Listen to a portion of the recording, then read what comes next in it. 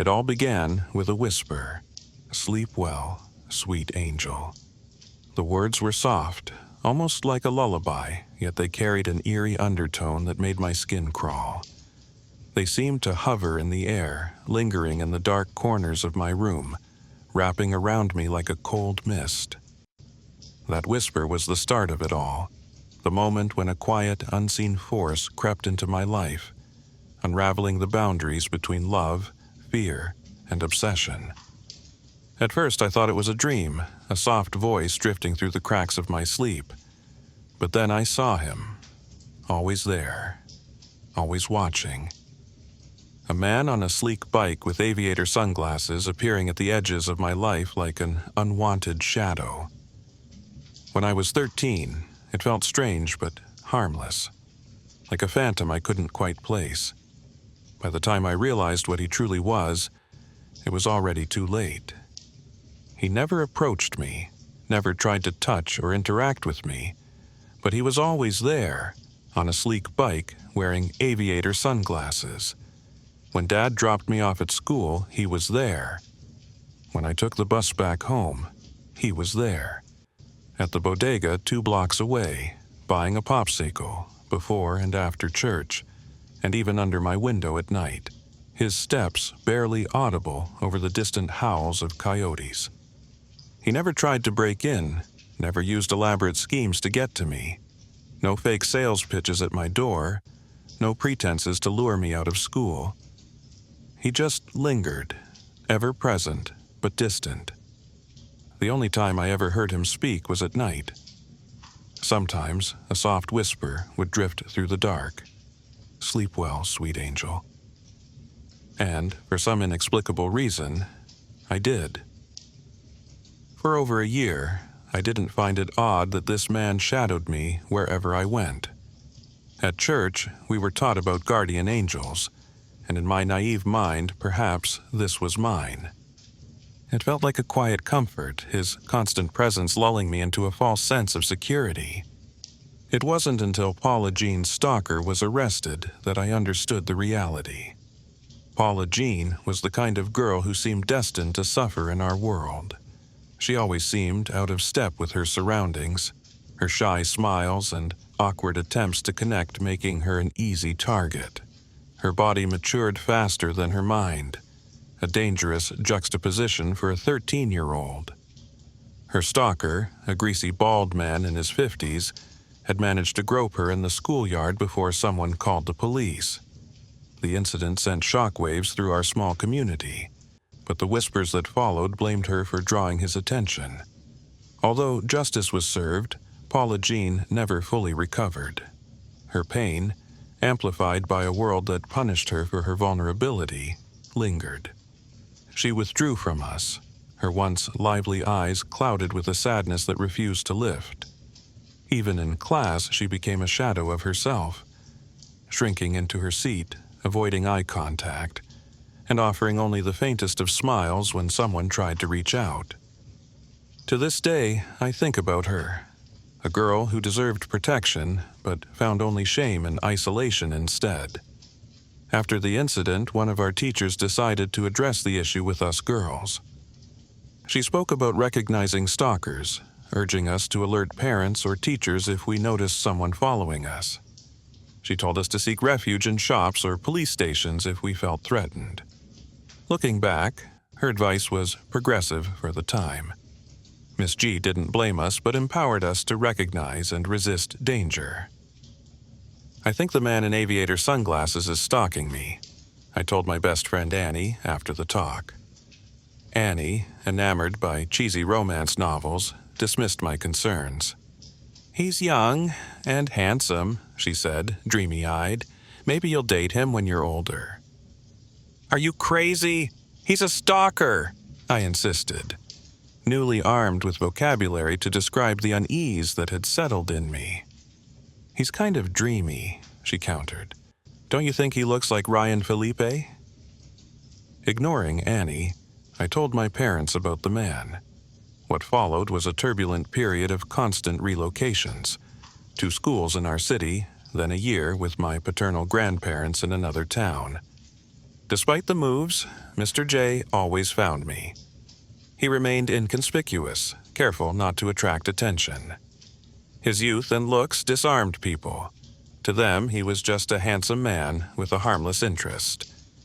By the time I was 15, I had stopped bothering to make friends. The constant relocations made every goodbye inevitable, every connection fleeting. Each new school or relative's house felt like another stop in a journey that wasn't mine to control, leaving me adrift. Loneliness became a shield, one I wrapped tightly around myself to guard against the disappointment of yet another farewell.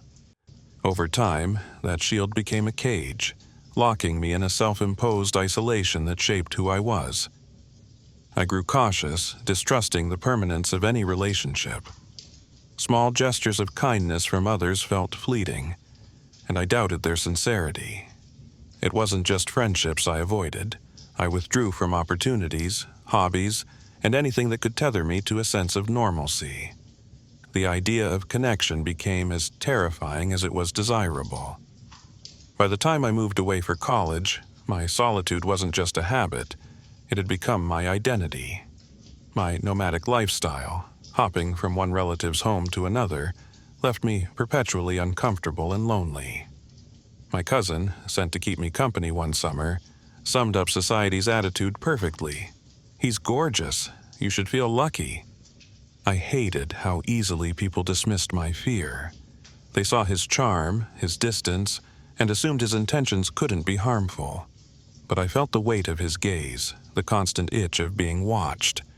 I started to dream of freedom, of leaving behind the ever-present shadow that had attached itself to me. When I turned 18, I moved to another state for college, hoping to leave Mr. J behind. But he followed, relocating his entire life just to stay near me. He never approached, never spoke. His presence was like a ghost, always watching, always silent. He haunted me for a decade, his shadow darkening every corner of my life. At 23, I accepted a job in Europe. To my astonishment, Mr. J didn't follow. For the first time in 10 years, I felt truly free. I immersed myself in work and therapy, reclaiming my life. I avoided traveling, fearing it might lure him back. Love seemed impossible. I was too broken, too wary of connection.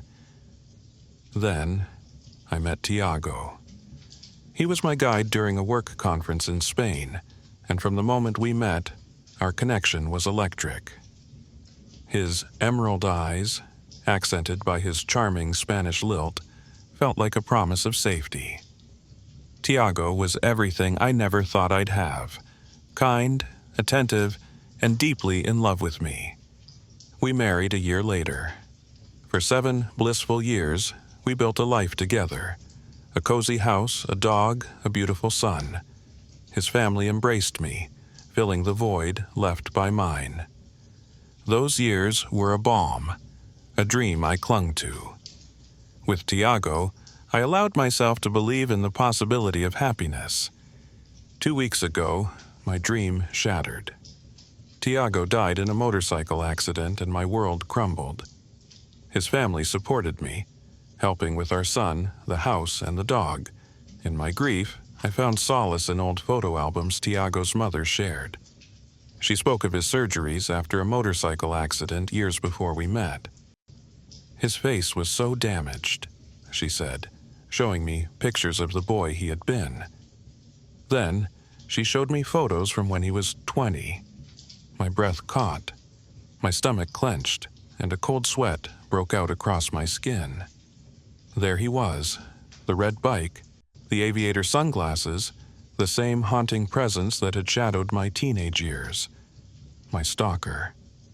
My husband. My pulse thundered in my ears and my vision blurred as the room seemed to close in around me. My chest tightened with a suffocating weight, and my hands trembled as I clutched the photo.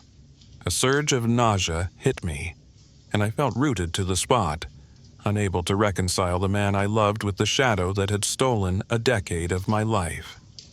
My mind reeled, questions crashing into one another. Why? Why had he spent a decade haunting me, only to become my salvation? Why had he stayed silent all those years, and why had he let me believe I was free, only to bind our lives together? The realization unraveled me. Every memory of Tiago now felt tainted. His every act of kindness laced with an unseen thread of obsession. I thought about his patience, his attentiveness, the way he seemed to understand me so deeply. Was it love, or was it the culmination of years spent studying me from afar? I look at our son now, his emerald eyes so like his father's, and wonder if I'll ever truly understand the depth of Tiago's actions.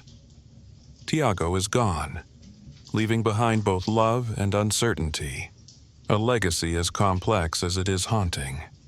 Was it devotion that drove him, or obsession? I may never know. As I hold my son close, his small hand wrapped tightly around mine, I resolve to build a life untangled from the shadows of the past, though I feel them lingering just beyond reach. Perhaps some questions are meant to remain unanswered.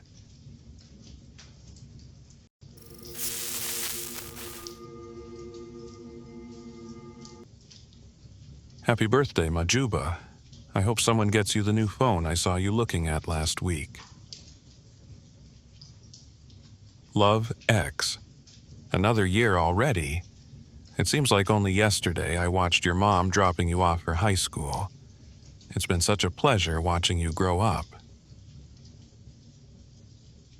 Love X.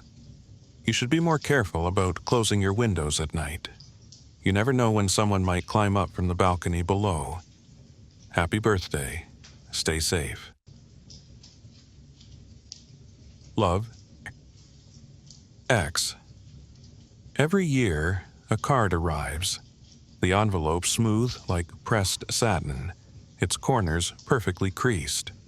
The handwriting is elegant yet mechanical, each letter curving with a precision that feels both calculated and intimate. The words inside are always unsettling, as if penned by someone who knows me better than I know myself. Their content a strange mix of affection and threat. They're like little riddles, secrets whispered just for me, each one worming its way into my mind and refusing to let go. These might sound creepy to you, but for me, they've been a lifelong constant. For as long as I can remember, I've received these birthday cards, and despite my mom's initial panic, they gradually became a fact of life. Over the years, I even started looking forward to them, the way you'd anticipate a surprise from a secret admirer, except my admirer remained entirely in the shadows. I kept them all, tucked into a box under my bed, like some kind of bizarre collection. Each card felt like a puzzle piece from a picture I could never complete. The theories about the sender abounded. My mom was convinced it was a socially awkward man harboring an unhealthy obsession. She once took the cards to the police, who dismissed them as harmless. My half-sister, Amina, firmly believed it was a deranged psychopath waiting to strike. One year, Amina even slipped a malicious fake card into the pile to scare me, laughing as I cried over its unsettling words. "This isn't funny!" I shouted at her, clutching the card. "It's not like you're taking this seriously anyway," she retorted. "Maybe now you'll realize how creepy this really is." Personally, I clung to the hope that the cards came from my estranged father. He left my mom while she was pregnant with me, but the fact that Amina never received cards seemed like evidence he knew I existed. I imagined him sitting somewhere, unable to reach out to me openly but trying to stay connected in the only way he could. Every card felt like a lifeline, a whisper from someone who cared, even if from a distance. I pictured the moments we might share if he ever returned, stories about why he left, apologies I longed to hear, and a bond we'd rebuild piece by piece. For years, I cherished that thought, building a fantasy where he'd one day show up, explain everything, and tell me he'd never stopped loving me. But then Ranja came into my life. Ranja was a whirlwind romance. His compliments were extravagant, poetic to the point of absurdity. "The rain falls because even the heavens mourn losing you," he once told me, his eyes glistening with sincerity. On our first date, he spent an hour describing how my laugh reminded him of sunlight breaking through storm clouds. He would leave little notes hidden in my books, each one more flowery than the last. "To read your favorite passages is to glimpse into your soul, a garden I wish to wander forever." I knew it was over the top, but part of me basked in the glow of his attention, feeling seen and cherished in a way I never had before. For a while, his adoration made me feel invincible, like the heroine in a grand romance novel. He brought me flowers just because, memorized my favorite songs, and once surprised me with a midnight picnic under the stars. It was easy to believe I had found something perfect, even if it sometimes felt overwhelming. 8 months into our relationship, we celebrated my birthday together. That's when everything changed. Ranja found the latest card before I did. He read it in stony silence, his face drained of color. "It's no big deal," I tried to assure him. "What does it say?" He tossed the card onto the table, storming to the far corner of the room. I picked it up to read. "He's going to hurt you, Majuba. You wouldn't be the first. Get out, or this may be the last card you ever receive." Love X. That was the moment Ranja's mask slipped. He demanded to know who Love X was and accused me of having an affair. The confrontation escalated into a shouting match, with him calling my family liars when I suggested they could vouch for me. "You expect me to believe this?" he shouted, waving the card in my face. "Do you think I'm stupid?" Days later, he presented my father's death certificate as proof the cards couldn't have come from him. It shattered something inside me, not just the hope that my father had secretly cared, but every future I'd imagined where he might dance with me at my wedding or carry my children on his shoulders. From there, Ranja's behavior spiraled into control and abuse. It started with small things, snide comments about the way I dressed or where I went, followed by constant questions about who I was with. Then came the isolation. He insisted I stop seeing certain friends, claiming they were a bad influence. When I protested, his anger surfaced, first in words that cut deep, then in actions that left marks. He began locking me in rooms, pulling my hair, and leaving bruises on my arms. Each act of cruelty was followed by apologies as elaborate as his initial compliments. "You make me crazy because I love you too much," he'd say, holding my face in his hands as if to prove his sincerity. And I stayed, convincing myself that his jealousy was a twisted proof of love, that it was better than being alone. My mother had always told me how hard it was to find a good man, and I convinced myself that a man this passionate couldn't be all bad. But deep down, I knew I was losing myself with every passing day. Then came my next birthday. This time, the card wasn't threatening. It was bland, almost generic. But for the first time, it had a return address. The sight of it felt like a jolt, equal parts fear and hope. I knew what it meant. A chance to finally confront the truth. It gave me the courage to act. In the dead of night, I slipped out of Ranja's house with a suitcase. The fear of being caught weighed on me, the possibility of his wrath holding me hostage in my own mind. Every creak of the floorboards, every gust of wind against the window pane felt like an alarm screaming my escape. But something deeper, a desperate yearning for freedom, kept me moving. As I trudged through the city, the weight of the suitcase dug into my palms, but it was nothing compared to the burden I was finally shedding. The return address led me to a cemetery, its gates looming like a portal to another world. My heart pounded as I entered, the cold air biting at my skin. Each step echoed in the eerie silence, the gravestones standing as silent witnesses to my arrival. My breath caught when I found it. The gravestone was simple but unmistakable. My name etched into the granite. "Are you there, Majuba? I will always be with you." My knees buckled, and I collapsed onto the damp ground, my body racked with sobs. For a moment, the world blurred into nothing but grief and relief, swirling together in a storm of emotions. A gust of wind whispered through the cemetery, carrying with it a sense of presence. Not the kind that makes your skin crawl, but one that fills you with warmth. I ran my fingers over the inscription, as if touching it would somehow bring him closer. Questions raced through my mind. How had he done this? How had he watched over me, even in death? But no answers came, only the steady, unwavering feeling that I was no longer alone. Tears blurred my vision as I sank to my knees, the cold, damp ground pressing against my legs. This was my father's resting place, and somehow the cards had been his way of watching over me.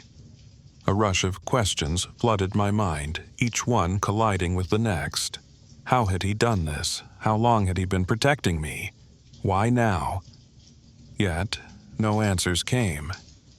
Only the overwhelming realization that he had been with me all along, even when I thought I was alone. I ran my fingers over the inscription, tracing each letter as though it could bridge the gap between us. The words felt alive under my touch, their meaning sinking deeper with every moment I spent there. My sobs came in waves, racking my chest as I let go of years of longing, anger, and grief. For hours, I stayed, consumed by the bittersweet mix of heartbreak and solace. In that moment, I felt his presence, not the eerie kind that made your skin crawl, but a profound warmth that filled the void he had left in my life. It was as if he was telling me, "You are not alone, and you never were." As dawn broke, I realized something important. I didn't need to understand everything. My father's love had transcended the limits of life, and that was enough. He'd given me the strength to leave Ranja, to reclaim my life, and I wasn't going to waste it. I left the cemetery as the sun began to rise, my suitcase lighter, my heart heavier. The cards stopped coming after that, but I still hear his voice in my mind when I need it most. Be careful, Majuba. Stay safe. I've never returned to Ranja. I've never told anyone the full story of that night. But every year on my birthday, I light a candle by my window and whisper, "Thank you, Dad. I'm still here."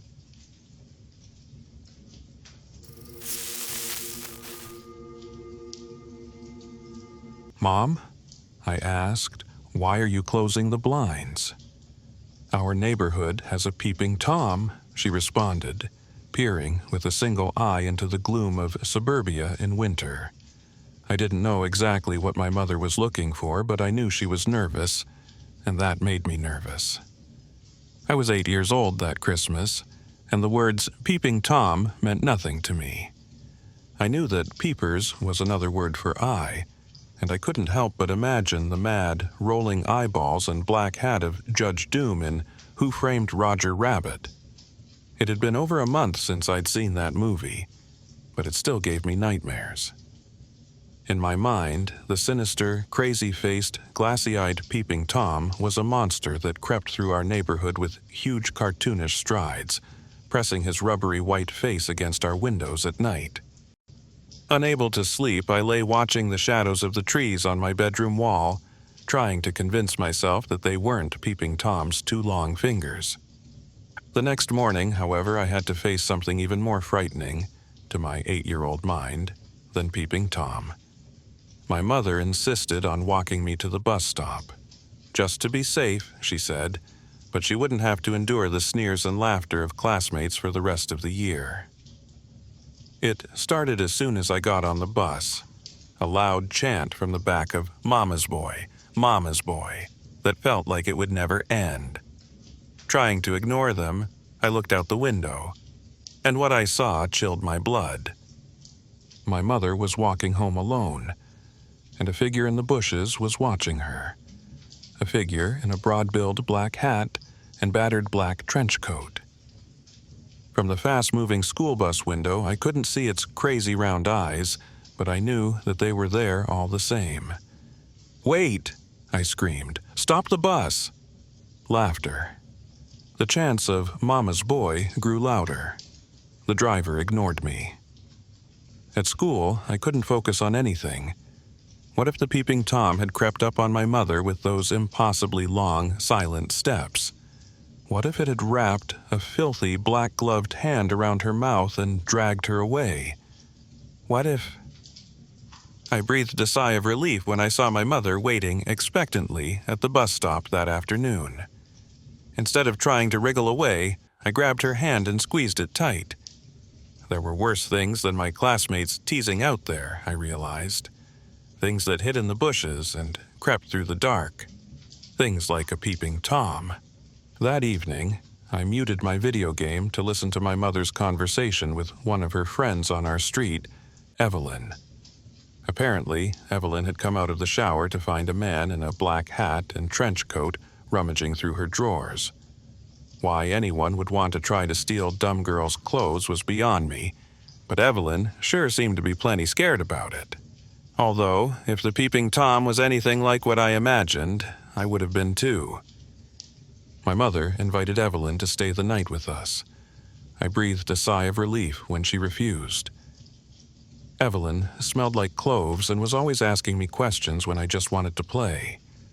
The police were parked outside her house, Evelyn told my mother, and besides, Claire would be home soon. Claire was the woman who lived with Evelyn, although I wasn't exactly sure how they knew each other. My mother did my best to reassure our neighbor before she hung up. "At least there hasn't been any more violence," she said in a low voice. I couldn't hear Evelyn's response. It sounded like she was shushing my mother, hurrying to get off the line. My mother's words were far from comforting. How did she know that this peeping Tom hadn't hid a bunch of dead bodies in the woods by the park? Maybe following people and breaking into their houses was just the beginning. Maybe the peeping Tom was just getting warmed up. And why had she said any more violence? Had this sort of thing happened before? Was it just something normal adults had to deal with? At 8 years old, I had no idea. I closed my curtains that night, just to be safe, as my mother had said. But that didn't make it any easier to sleep, especially once I heard that fleshy, squelching noise against the glass. It sounded an awful lot like a tongue. I sat up in bed, and whatever was out there began to scrape long fingernails on the glass. "Mom," I whispered. The noises grew louder, frantic and hungry. Any minute now it would break through. "Mom!" I screamed, as my mother rustled out of bed, running footsteps crossed the roof outside my window, then disappeared. My mother saw me pointing at the curtains and yanked them back, baseball bat at the ready. But there was nothing outside but darkness, peeping. "Tom!" I panted. My mother stuck her head out, looked for evidence, frowned. "Honey, are you sure you didn't just have a bad dream?" I shook my head. Couldn't she see the spit streak on the glass? "Well, I'll call it in, but I don't want you to worry. The police are out looking for the bad guy, and they're going to catch him." I thought about how rapidly those footsteps crossed the roof. I doubted the police could move that fast. I slept in my mother's room that night, and although she constantly reassured me that it was just a dream, I noticed she lay the bat within her reach by the nightstand. The next night, Claire showed up crying on our porch just before midnight. Everyone introduced her as Evelyn's friend, but even at 8 years old, I knew that there was a lot more to it than that. It was in how Claire touched Evelyn's back when they came over for my mother's parties, how they laughed and finished each other's sentences. And that was the problem. Eavesdropping from the top of the stairs, I picked up the drift right away. Evelyn had disappeared. And while Claire was sure that the neighborhood peeping Tom was responsible, the police had fixated on Evelyn's deviant lifestyle. And that meant Claire. In those days, certain types of relationships just weren't talked about or tolerated by most people, and anyone who participated in them was suspicious by default. Of course, I didn't understand any of that back then, but I did focus on one detail that Claire confessed to my mother. The police cruiser parked outside Evelyn and Claire's home had left its position when a sighting of the peeping Tom had been called in my sighting. My guts knotted up. I was partly responsible for Evelyn's disappearance. The peeping Tom might have planned it all along, scaring me, distracting the police patrol, then breaking in to take Evelyn. Back in my room, I gripped my pocket knife until my knuckles turned white, swearing, like I'd seen in movies, that I'd give that damn peeping Tom what he had coming to him. But it was not to be. After Evelyn's disappearance, the sightings of the peeping Tom came to an end. The intimidating, shark-like police cruisers that had patrolled our neighborhood were gone, leaving behind only the empty windows of the home that Claire and Evelyn had shared. They stared at me accusingly whenever I walked by. While Claire was ultimately found not guilty of Evelyn's murder, the experience left a rotten taste in her mouth, and no one was surprised when she left without a forwarding address. I didn't think about her again until a few years later, when my friends and I were trying our first cigarette in a ramshackle shed we'd found in the woods behind the park. My first lungful made me cough and lurch forward. My foot went straight through the rotten floor. There was a ladder underneath. It led down into a bare concrete basement that had probably been sealed off for years. But the scent down there was familiar, Evelyn's clove perfume. I shuddered, made up a lame excuse, and hurried home. I felt the need to tell an adult what I'd found, but by the time I reached my front door, I was having second thoughts. If I told anyone about the shed, I'd have to explain what we were doing there. I didn't want to get my friends in trouble.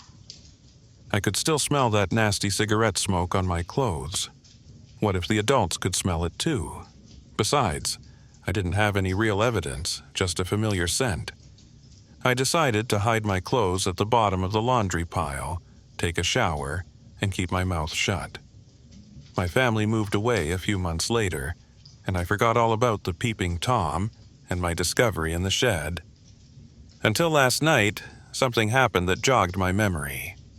I went to bed early and woke to my wife shaking me and whispering in my ear, "Honey, I think there's a guy in the bushes beside our house." I sprung out of bed and grabbed the baseball bat I kept beside the nightstand. The grip felt cold in my hand as I ran to the patio door. I flicked on the outside light and jumped outside. "Hey!" I shouted, hoping that I sounded more intimidating than I felt. "Who's there?" There was no response, but I could feel eyes on me. I couldn't help but imagine the eyes from my childhood nightmares. Huge, bloodshot, and insane. The eyes of the peeping Tom. A cold sweat broke out on my forehead as I jostled the first bush with the bat, hoping, no, praying that I wouldn't see some awful thing draped in a nasty trench coat and broad-brimmed black hat staring back at me from the other side of the leaves. My wife, Kim, stood in the kitchen, one hand on a butcher knife, the other on her phone, ready to call the police. As I approached the third, I heard Kim scream. Nothing was hiding in the branches, but I turned around in time to see a long shadow scurry across our backyard and disappear into the trees beside the power lines. The figure that cast it wore a filthy trench coat and a familiar black hat. We called the authorities immediately. They told us that no one nearby had reported being a stalker, but that they'd increased patrols in the area. There wasn't much more that they could do, and I resolved to take matters into my own hands. What disturbed me the most was that the peeping Tom I'd seen had looked identical to the one from my childhood nightmares. It shouldn't have been possible, and yet, spurred on by my disquieting memories, I did something I'd promised myself I'd never do. I started searching for my childhood neighbors on social media. Kim was snoring softly in the bedroom beside my office. The doors were locked and I had my trusty bat beside my desk, but none of it made me feel any more secure in light of the new information I uncovered.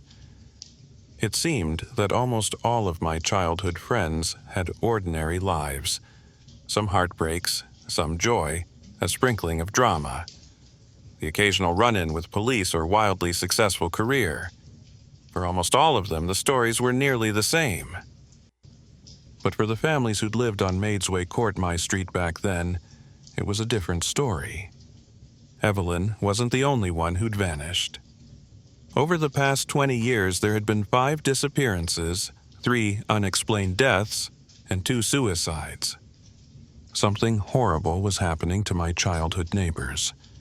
Dread settled into my gut like a cold stone when I recalled their houses, their faces, their quirks, the junk they had in their yards. The moment I looked at a street view map of my old street, the horrifying pattern became obvious. The bad luck haunting my childhood neighbors moved from left to right, beginning at Evelyn's house. Even though almost everyone on my street had moved away in the years following Evelyn's disappearance, another odd coincidence, the pattern remained the same. Someone or something was destroying our lives one by one, and my family was next. I called my mother right away, but she didn't pick up. That was disquieting enough in itself.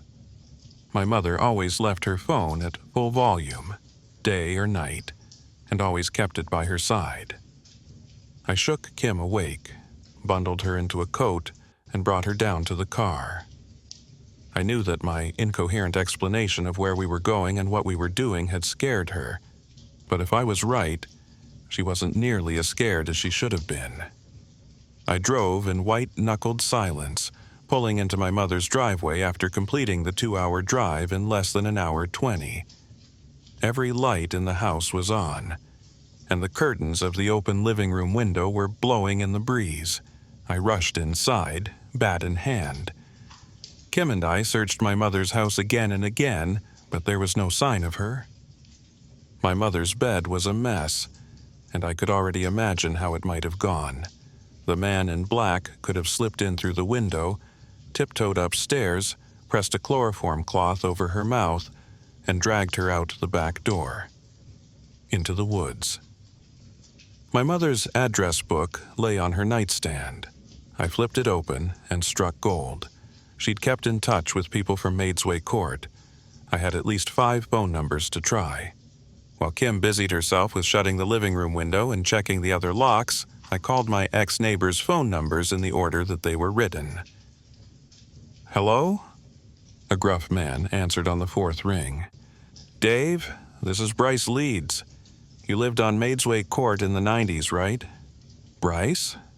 That skinny kid from the end of the road? Look, Bryce, do you have any idea what fucking time it is? I gotta work tomorrow."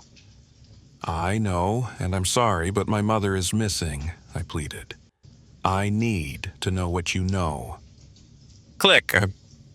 The next number wasn't one I would have called if I'd had a choice. Claire. Even though I was only a child at the time, I still felt some guilt over how everyone had treated her. She picked up right away. "This is Bryce Leeds." I said immediately, "My mother is missing, and..." "So it's true," Claire gasped. "There really is no escape." No escape from what? What everyone on Maidsway Court did when you were just a toddler. "What are you talking about? Look, my mother." "Listen," Claire shouted. I sat on the unmade bed and did as I was told. Back then, there was a hobo who lived in a shack in the woods by the name of Tom Callforth. Tom was, how can I put it, a dirty old man. He said filthy things to every woman and girl he saw. Sometimes he even followed us home. He got off on our fear, I think, and he took to spying on the women of Maidsway Court every night. He'd creep right up to our windows and even snuck into our homes and left traces of his presence, just to make us feel unsafe. The police would haul him off, but with no physical evidence, they could never hold him for long. One day, he approached Evelyn while she was working alone in the garden, spewing his usual filth. He got so close that she could smell his foul breath on her face, and when he tried to touch her, Claire paused. You have to understand how afraid we were back then. Everyone was at a boiling point. We just wanted him, that man we called Dirty Tom, out of our lives. That's why Evelyn hit him in the head with a shovel. He went down hard, bleeding, and swore he'd sue her and take everything we had, so she hit him again and again. Dave across the street and your mother heard the screams and came running. Eventually, everyone else did too. No one felt shock or horror at what Evelyn had done. We felt relief. Dirty Tom Callforth was finally out of our lives, and nobody would miss him. We buried him in the woods beside his shed and never told a soul. That's horrible, but what does it have to do with my mother going missing? Don't you get it? Dirty Tom isn't resting peacefully. He's getting his revenge, hurting our families one by one. The front door opened downstairs. Where was Kim? I sprung to my feet, grabbed my bat, and ran to the hallway. My mother was coming in the door. She jumped when she saw me. Bryce, what are you doing here? I just got a call from the hospital saying you were in the ER, but when I drove there... Did you see Kim on your way in? I grabbed my mother's shoulders. No, should I have? She sounded puzzled. What's going on? Get in the car. I'm going to pay a visit to Tom Callforth. My mother's jaw dropped. I talked to Claire, Mom. I know everything, and I understand, but we've got to finish this. Whatever Tom Callforth became, I think it's got Kim. The sky was brightening when we pulled into the empty parking lot of my childhood park 2 hours later. But the thick fog made everything gray. The streetlights looked monstrous, and the forest looked hungry. We couldn't see more than 5 feet away. Every sound in the forest made us jump. I held my mother's hand as we walked uncertainly toward the shed where I'd smoked my first cigarette, unaware that a human monster who'd filled our neighborhood with fear was buried just a stone's throw away. My mother's hand shook as she pointed to a weedy patch of dirt behind the shed. I jammed the shovel I'd taken from her garage into the dirt and started digging. I barely felt the blisters forming on my hands. My head was too full of images of my wife being dragged through the woods at inhuman speeds, and the horrific, very real possibility that a dead pervert's mindless revenge might have stolen her away forever. The blade of my shovel hit something that wasn't dirt. We buried him in an old suitcase. Dave said it would help keep animals away from the corpse, my mother stammered. The black plastic was worn but intact. As I shifted away more dirt, I saw that even the zipper was still closed. Almost. Would a bony hand shoot out to grab my wrist?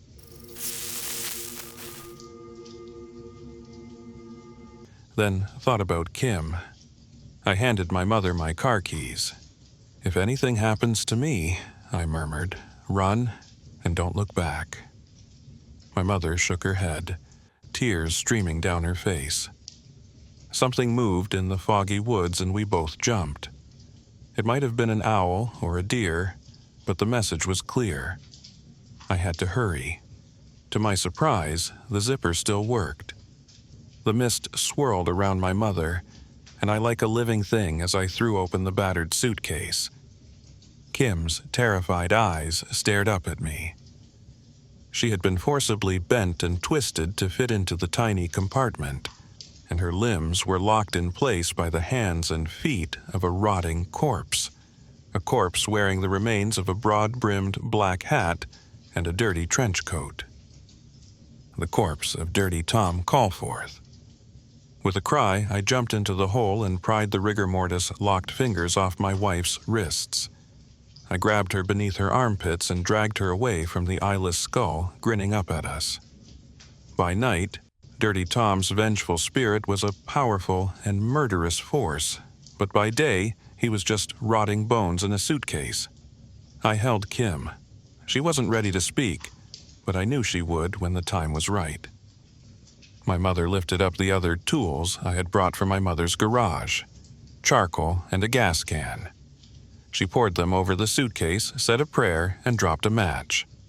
We stood in a circle and watched the past burn, hoping that it would forgive us, hoping that maybe this time it wouldn't come back to haunt us.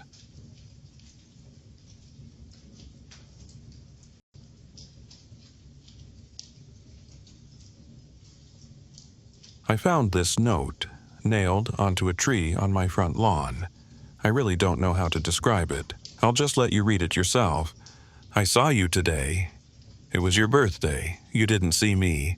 You hardly ever do these days. Your skin looked so nice and healthy, and your eyes, they were the most beautiful I'd ever seen them. You've grown so much. I remember how you different used to look when you were younger. I remember the day I first met you. It was 4 years ago. I was sitting on my desk, head down, listening to the teacher rattling off names for attendance. The teacher called out a name I didn't recognize, and a stranger's voice answered behind me. Was there a new student? The teacher didn't pause for a second, just continued calling out name after name. I turned my head to where the voice had come from. I saw you, a pale thing, so thin. Your eyes so red, at a seat that should have been empty. I saw the fireflies flying around you, flickering. Dozens of them never straying far from you. I saw them going through you, and coming out through your skin like you were a mist to them. Can you believe I thought you were a ghost? No one else seemed to acknowledge the new stranger sitting at the back of the class. Class after class, hour after hour passed as I waited for something to happen. For someone to notice you, for you to leave, for you to let out a ghoulish scream and claw at me like in the horror story I was certain I was in. But nothing happened. Teachers came and went. My classmates laughed and slept, and you just sat there. The bell rung for recess. The other kids ran to their mundanities for the day, leaving me and you together in the empty classroom. You stood up and pulled a chair from the desk next to you, making it face your desk. You turned your head to me and spoke. Well, you're slow today. Come on, ask me your questions. I don't know why I didn't run away screaming at that moment. Probably would have turned out better for me in the long run. But let's not speculate. I guess, at that point in my life, I was pretty bloody lonely. I figured there was only a 50-50 chance you'd eat me, and the other 50 was that someone wanted to talk with me. Kid priorities don't make sense to me either these days. So I went along with the flow. I walked over to your desk, sat down on the chair you pulled for me, and asked my question. What were you? You told me you didn't know. You said that once you were a child just like me, with parents and friends. You used to go to the same schools as me. Then, one day, one ordinary day, when you were 10, you just woke up and you were like this, covered in fireflies, and no one could remember you the moment they concentrated on anything else. No one, not even your parents. You told me of how I'd notice you every day, how I'd think of you until recess every day, how I'd come to you every day, how we would talk every day, how we would meet for the first time every day for the last 3 years, about how I'd forget the instant I walked out of the room, how everyone would forget you, how the fireflies would make them, how for the last 3 years you'd been alone. Your story was very hard to believe. So I didn't. I asked what reality prank show I was on. You looked, well, unimpressed, and asked me to continue telling my story. I was caught off guard by the non sequitur. You said last time I was here I was telling you a story, a horror story about a haunted house. As you detailed the story, goosebumps prickled my skin. It was a story I'd been making up in my head, a story I hadn't told anyone yet. At that moment, a million reactions were open to me, all simultaneously adequate and inadequate. But the only thing that seemed proper was to finish the story for you. So I did. Halfway through, you interrupted me to ask if my mother HD recovered from her sickness yet. I had to shake my head, a bit ashamed at the fact that I shared this private matter to a stranger. The story ended a few minutes before recess. My next class was in another room. You told me to go. Your steadiness took me back. You seemed so accepting of your fate, like you'd already gotten used to the idea of being forgotten forever. I was a kid back then. I wasn't a particularly smart kid, and I was probably on the onset of a crush. So you can excuse what I did next as an example of my childhood stupidity. I grabbed my scissors, pressed it against my arm's skin, and dug in. As it drew blood, I pushed it forwards, till the cut forms the shape I wanted. Letter by letter, I carved your name onto my arm. Just so you know, I don't regret that. Don't get me wrong. Kid power might have made me do it, but it sure as hell didn't make the pain go away. It was one of the most painful experiences of my life. But even then, as a kid, I thought what was happening to you was unfair. I remember how your eyes looked when you saw that. The confusion. How strange it was for you that anyone would want to remember. I remember that look so clearly. When I woke up the next day and saw your name on my arm, I remembered you.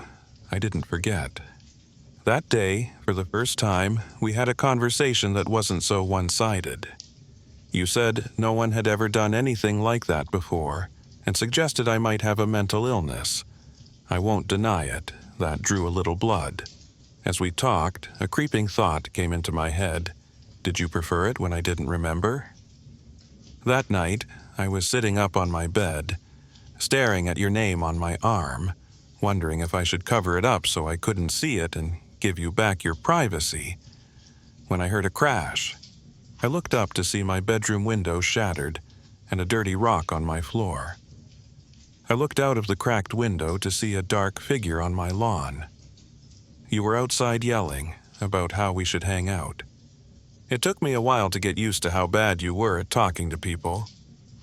Years without practice made you quite a bit rusty. That was all right. We had a lot of time. For the next 2 years, we spent the most of our free time together. Most of the time we talked. You'd tell me an aspect of your life and how you lived. You still stayed in your old house. Your parents never noticed the food gone missing, never noticed the extra room, and you'd stolen the extra keys. One night, I confided in you that I was beginning to think you were a part of my imagination, Fight Club style. After all, what could you do to me that I couldn't do to myself? You spent the next month or so trying to leave bite marks on my ear or neck to prove a point. I still have some on my ear, so I guess you did. Looking back, I could see the warning signs even then. Your skin seemed to get worse and worse, paler and paler, and you'd rub your eyes raw. It was in winter we had our wake-up call. The morning began like any other. I woke up, brushed my teeth, and started searching for clothes to wear. It was a winter morning, and my room was dark, so I didn't see your name on my arm. The cold sent shivers through my body and pulled out a long-sleeved jacket. A small bell rang in my head. Don't you usually roll your sleeves up? Yeah, and why did I, that L? I finished tidying up and headed to school. On the school bus, I felt oddly content, like something I'd been worrying about had just disappeared. I walked up the school stairs, down the hall, through my class door, and sat down on my desk. The same feeling of a burden forgotten hounded my mind. What was I forgetting? When recess came. I just sat at my desk while my classmates ran out. It felt like a ritual, but I didn't know what for. I was contemplating just walking out to join them when I heard it. It was something small in the wind, like a whisper, but it came over and over, incessant. It sounded like my name. I knew this was strange, that this was worth my attention, but I felt oddly calm. Everything would be all right, everything would be fine. Just ignore it. I sat there on my desk, my mind a war zone between two conflicting, contradictory voices, when I felt a force tugging on my sleeve. The moment I noticed this, my jacket sleeve tore open. I saw your name on my arm, and then your hand that had ripped my jacket open. You'd been yelling at me for over 20 minutes. I think that was the moment we realized how on edge our friendship really was. One accident away from complete erasure. We spent the most of the next year in the town library together, trying to find out what the fireflies were. It wasn't really a problem for me. Because of my mother's treatment, my family couldn't afford to go on any trips, and our house didn't have heating anymore, so I was happy to spend my time with you. Trying to find information was a puzzle in and of itself. After all, how would I read about people I couldn't remember? And how would you find out who was special when no one could even remember enough about them to record them? We found out old family trees and records. Individually, we'd write down the name of everyone in the book on 2 lists, and then we would compare. The names I hadn't remembered to write down, but you had would become the focus. They were the names who were under the curse of the fireflies. We compiled a list of suspicious books we thought could help us, because they were written by or were about the people we were searching for. I'd read the books, with the list of names side by side, reading it again for every page of the book.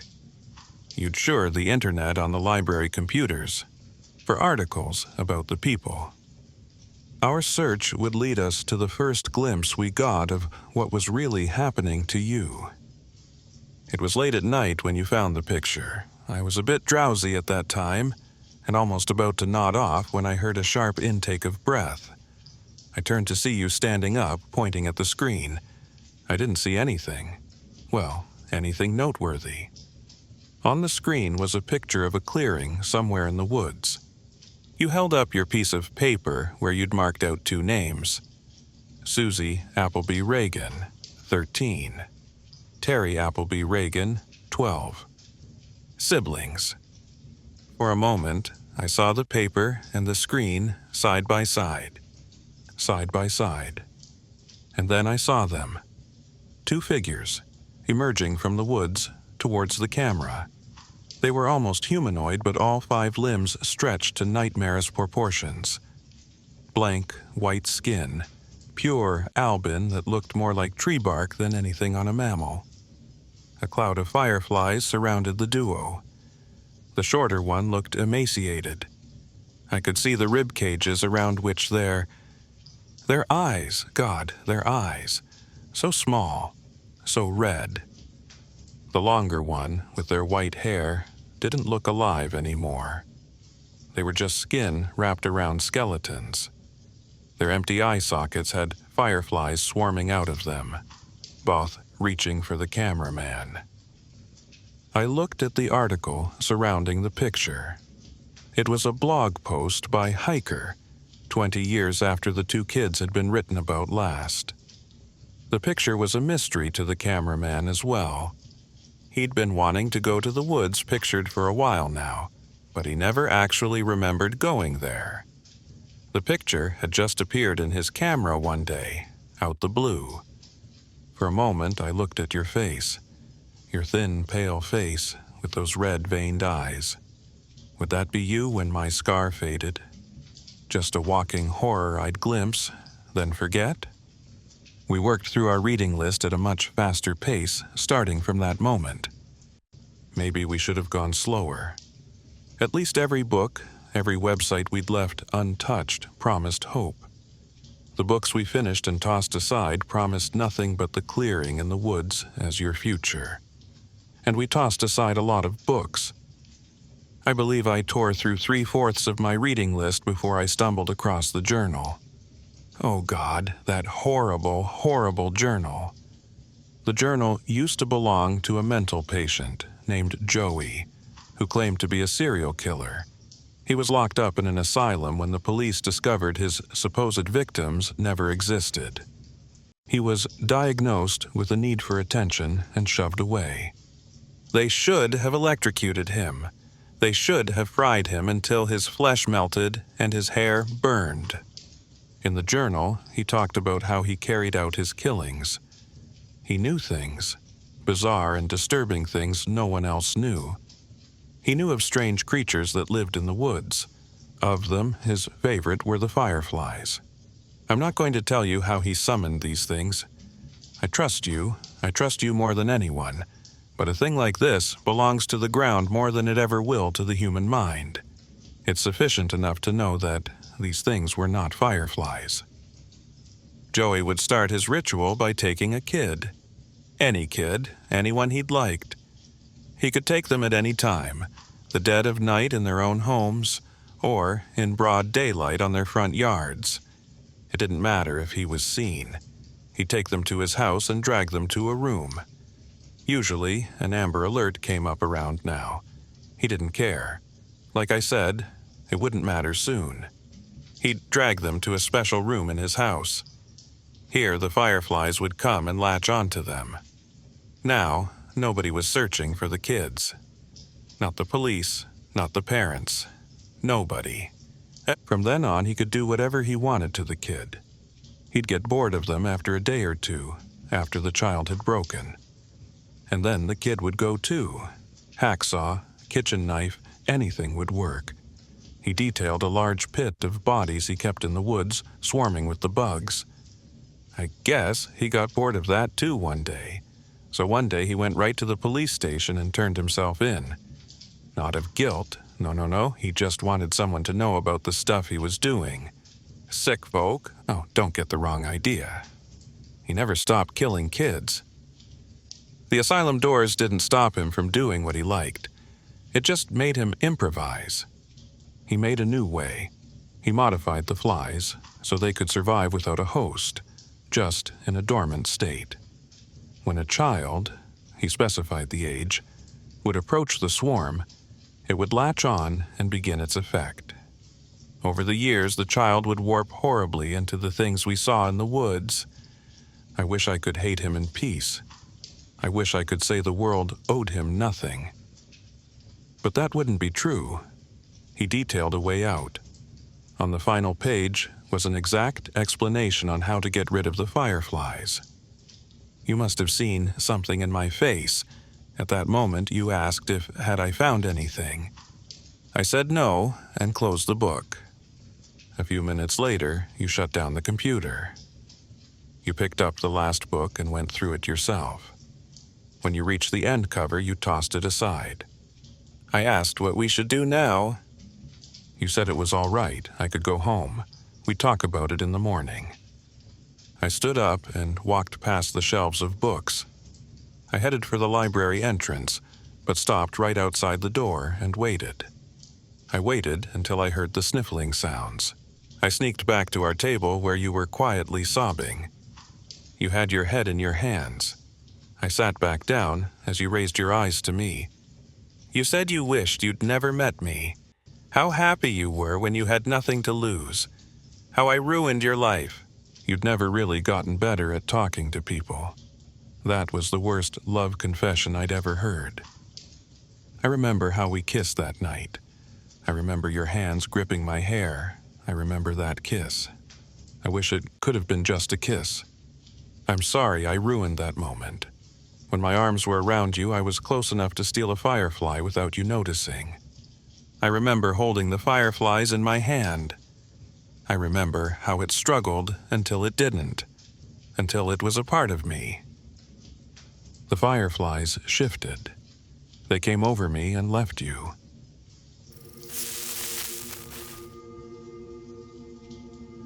I never wanted to see that confusion in your eyes again. You deserved to be loved, and you deserved to know that. I wasn't really living anyway. You reached for me. I pulled away as the last lights of recognition faded from your eyes. And then you were just staring at a stranger, walking away into a crowd of strangers. That was a year ago. You've gotten so much better since then. You have so many friends now, so many people at your birthday party. You also look so much healthier. I haven't been as fortunate. My skin's gotten a lot paler and my eyes hurt all the time now. I couldn't go to school like you did all those years. I haven't wasted my time, though. I found Joey's pit. The bodies. There were so many bodies. There's a grave for those children now. Without me, my mom could afford her surgery. She looked so happy. Just yesterday, I saw her playing with my baby brother. I saw you crying yesterday. You were with your friends, laughing. For a brief moment, your eyes met mine, and then they were so wet. I think I'm going away. For good, I think. You're not going to be happy if I stick around. I'm so happy I met you, even if you don't remember me. Node end. Sometimes I go through depressive episodes. I feel so lonely, even with my friends. I don't know what's going through my head during these times, and sometimes I'd end up in a bathtub, a knife in my hands and my wrists bleeding. Up till now, I thought I was cutting my wrists. I wasn't. The cuts, they're letters. I've been carving a name onto my arm.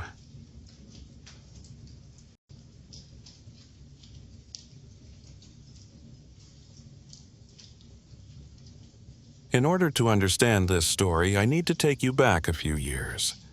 I was in college, navigating my sophomore year, freshly 20 and feeling invincible. I had a long-distance situationship with someone 6 hours away. We weren't exclusive. Both of us agreed to keep it casual and open, as long as we kept each other informed. It worked for us. At least, I thought it did. At the time, I felt like my dating prospects were bleak.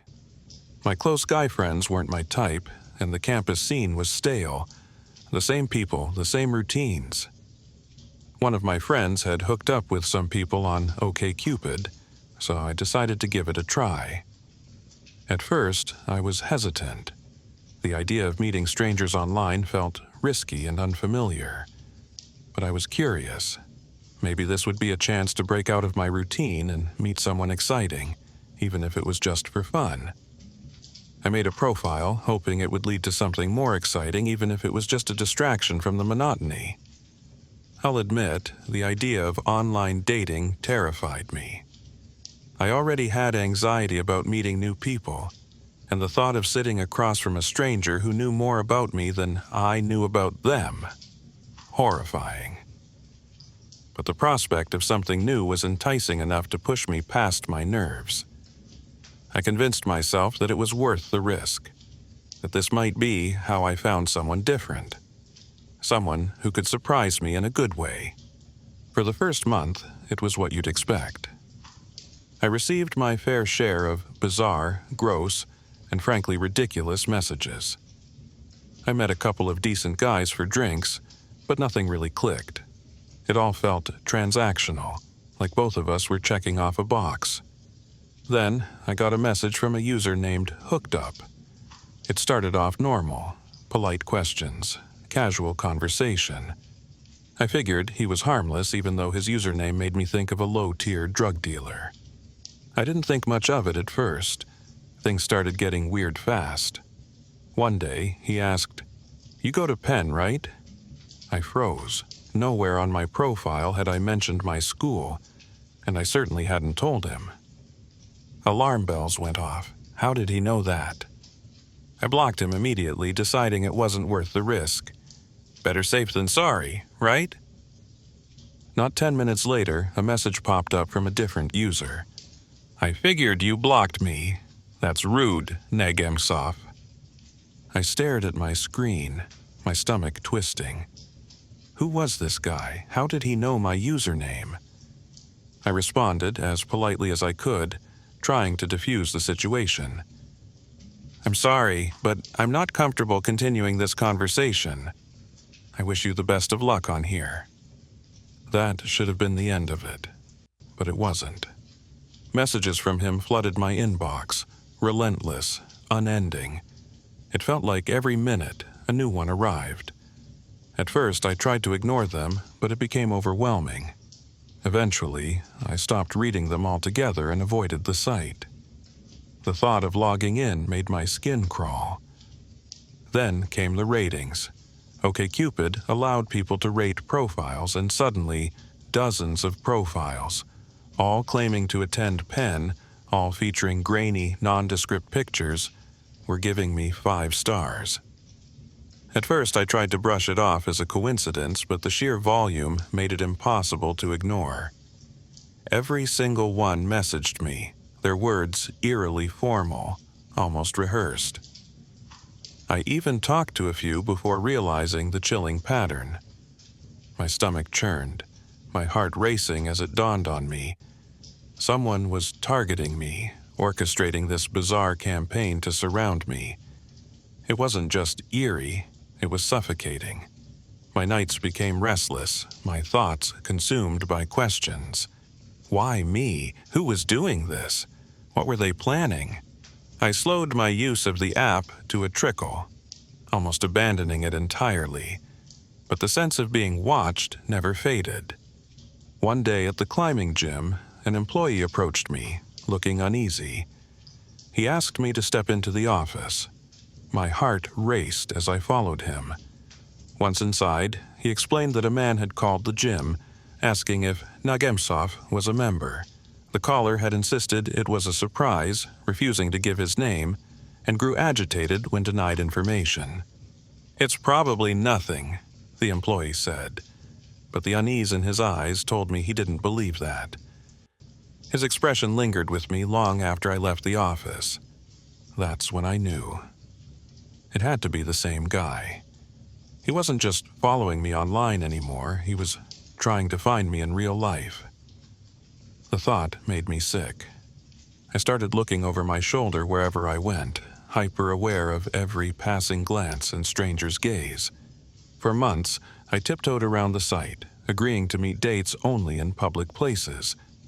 Most were pleasant but uneventful. I was cautious to the point of paranoia, but I couldn't shake the feeling of being watched. Until one day I met someone for a casual hike.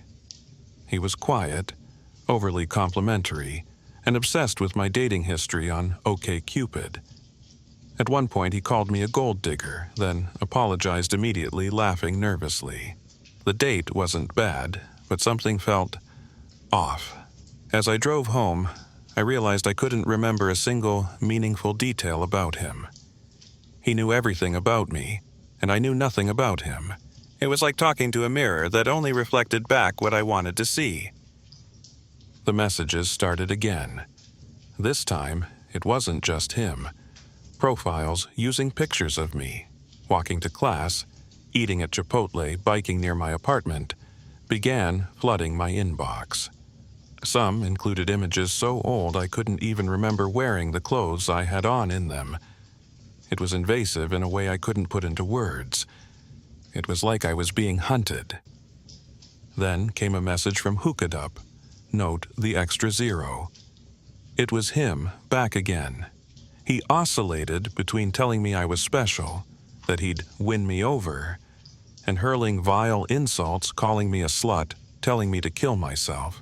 I blocked every account, every message, but they just kept coming. My nerves were frayed, my sleep shattered. I jumped at shadows, avoided crowded places, and stopped going to my usual haunts. My world became smaller and smaller. One night, he sent a final message. "If we don't meet again, I'm going to end it." For the first time, I responded, "You've never met me. Watching me from the bushes doesn't count. Stay the hell away." The messages stopped. Relief swept over me, but it was short-lived. Days later, the police knocked on my door with a search warrant. They explained that someone had died by suicide and left behind evidence tying me to their case. My apartment was searched, and they found tiny cameras hidden in my vents. When the officers brought the cameras out, I couldn't breathe. I could see my reflection in their shiny black lenses, countless pairs of them pointed at every corner of my life. They had seen everything. My most vulnerable moments, my laughter, my tears, all of it, recorded and stored by someone who thought they had the right to take my privacy away. I stayed with a friend for weeks, too terrified to go home. Every creak of a floorboard felt like a warning, a subtle reminder that I wasn't safe. Shadows passing the window seemed to stretch and linger, taking on sinister shapes in the corner of my vision. My chest tightened at the faintest rustle of leaves. It was a fleeting luxury. Every time I closed my eyes, I saw the black lenses of those cameras staring back at me, unblinking and cold. I couldn't shake the feeling that someone was still watching, that the nightmare hadn't truly ended. When the investigation concluded, I learned the truth. The stalker had been my landlord's son. I'd seen him dozens of times, but I never connected the dots. He had access to my apartment, to my life. The revelation shattered any remaining sense of security I had. How could I have been so blind to the danger hiding in plain sight? It wasn't just my apartment that felt violated. It was my trust in the ordinary. The landlord's son had turned my sanctuary into a surveillance ground, making me question every interaction and space I once deemed safe. He wasn't just a faceless name on a screen anymore. He had been in my space, touched my belongings, and installed those cameras. He had violated every sense of safety I thought I had. My home, my sanctuary, had been nothing but a stage for him to watch me, unseen and unchecked. Even now, the thought of it chills me to my core. I've since moved far away, but I still find myself looking over my shoulder. Trust is a fragile thing, and once it's broken, it's never quite the same. But over time, I've learned to rebuild my sense of safety. New routines, supportive friends, and a stronger awareness of my surroundings have helped me find a kind of peace. The shadows of those days linger, but they no longer define me. I've taken back control, one step at a time, and for that, I'm proud.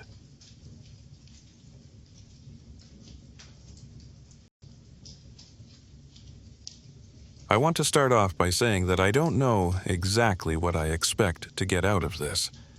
I think you might be able to help me, but I don't really know how you could. Maybe you can't. It's the only option I have at this point, in any case. I don't know what else to do. If you can't help me, I don't know what I'll do. I don't know what's going to happen to me anymore. I really need your help.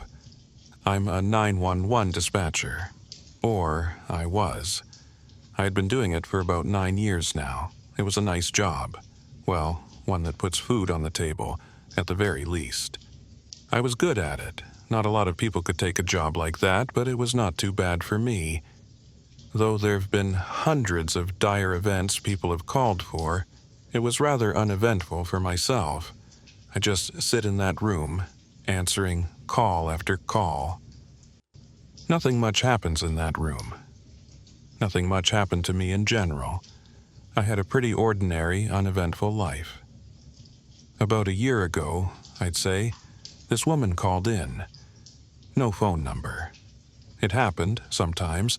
Our department spent our money on things other than an upgraded phone system. But that's beside the point. She called in about a burglary that was about to happen in this rather poor part of town. She hung up pretty fast. I couldn't get in a word, but I don't know. I guess I didn't think too much of it. It was not often that a person called in regarding something going to happen rather than something already happening, but it happens sometimes. Sometimes people catch wind of a crime through word of mouth or see someone suspicious in their neighborhood before they do anything, and don't know who else to call. I thought that this was one of those instances and handled it accordingly. I informed the police, and the police staked out the house that was supposed to get burglarized. Sure enough, a couple of guys tried to break into the place. They were caught before they could even get through the window they had broken open, from what I had heard.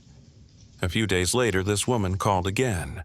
I thought her voice sounded familiar. She had this uniquely monotone voice, emotionless. She sounded so familiar, but admittedly I didn't think too much of that either. I guess I just heard too many voices. They all blurred together and sounded the same sometimes. Her number didn't show up on the screen again. She called in about an assault. It hadn't happened yet. This felt odd to me. Assaults like this seemed like typically an in-the-moment thing. It usually was not planned ahead enough for someone else to know about it. I had a strange feeling about it, but she had hung up just as quickly as she had the first time, without letting me get a word in. Of course, I informed the police again. The man was caught at the exact time and place that the woman on the call had said, trying to assault a woman on the street, and with a knife. It didn't seem premeditated. The news articles said that the man was drunk. I was a little confused and actually pretty concerned. How did this woman on the phone know? But I didn't have many options. Her calls didn't come with a phone number after all. I couldn't just call her back to ask. That wasn't part of my job anyways. The police didn't ask. A couple weeks went by after that. Business as usual, regular 911 calls. I don't believe I heard that voice again once for that entire duration. I wish it had stayed that way. She called again. Her voice struck me as familiar right off the bat this time. I recognized it now. I knew it was her. This call, however, was far more concerning to me than the previous one. She said that my house was going to get broken into. She didn't say it like that. She didn't say that it was my house directly. She said that a house would get broken into. I asked her for the address, and the address that she gave me was mine. It took me a second to process this fully. It was so unexpected that my brain just took a second to click. I finally registered it, that this familiar-sounding address was mine. What? But she'd already hung up. Of course, she had already hung up. I sat there for a second, in shock. I couldn't call her back because of course her phone number hadn't shown up again. We didn't have a way of tracing calls or anything. We would need to get the police in for something like that. I didn't have many options here. I did what I had done for the last two incidents. I informed the police, and they sent a cop to stake it out. I was still at work when it happened. Sure enough, a couple of hours later, some guy tried to break in, and they caught him. They called me after the incident to inform me of this. It was my house after all. I didn't really know what to make of this. Not yet. I had recognized that woman as being the same woman from her previous two calls. It was already strange enough that she knew these crimes were going to happen beforehand each time. But it was too strange of a coincidence that one of the crimes happened to me. I didn't know what to do. I guess I had hoped that it truly was just that. A coincidence. Just a strange coincidence. Admittedly, I was scared to go home that night. I lingered at work for as long as I could, stalling for time. But eventually, my boss made me leave. I drove home, probably going under the speed limit. I was a nervous wreck. The police caught the burglar. What was there to be scared of? I just couldn't shake this ominous feeling off. About the caller, the woman. How did she know my house was going to get broken into? I tried to tell myself that perhaps she was just somehow well-informed of crimes. Maybe she knew some people heard things through word of mouth or something. I don't know. But the ominous feeling wouldn't go away. When I arrived in my driveway, it was dark out. I always got home pretty late. I really did not want to step out of my car. I looked out all of my windows, squinting at the bushes, and behind all my neighbors' cars and fences for any sign of someone watching my home. Or me. I don't know why. Again, I just Had a feeling. I didn't see anyone. After probably 20 minutes of this, I worked up the courage to step out. I finally left my car and went up to my house.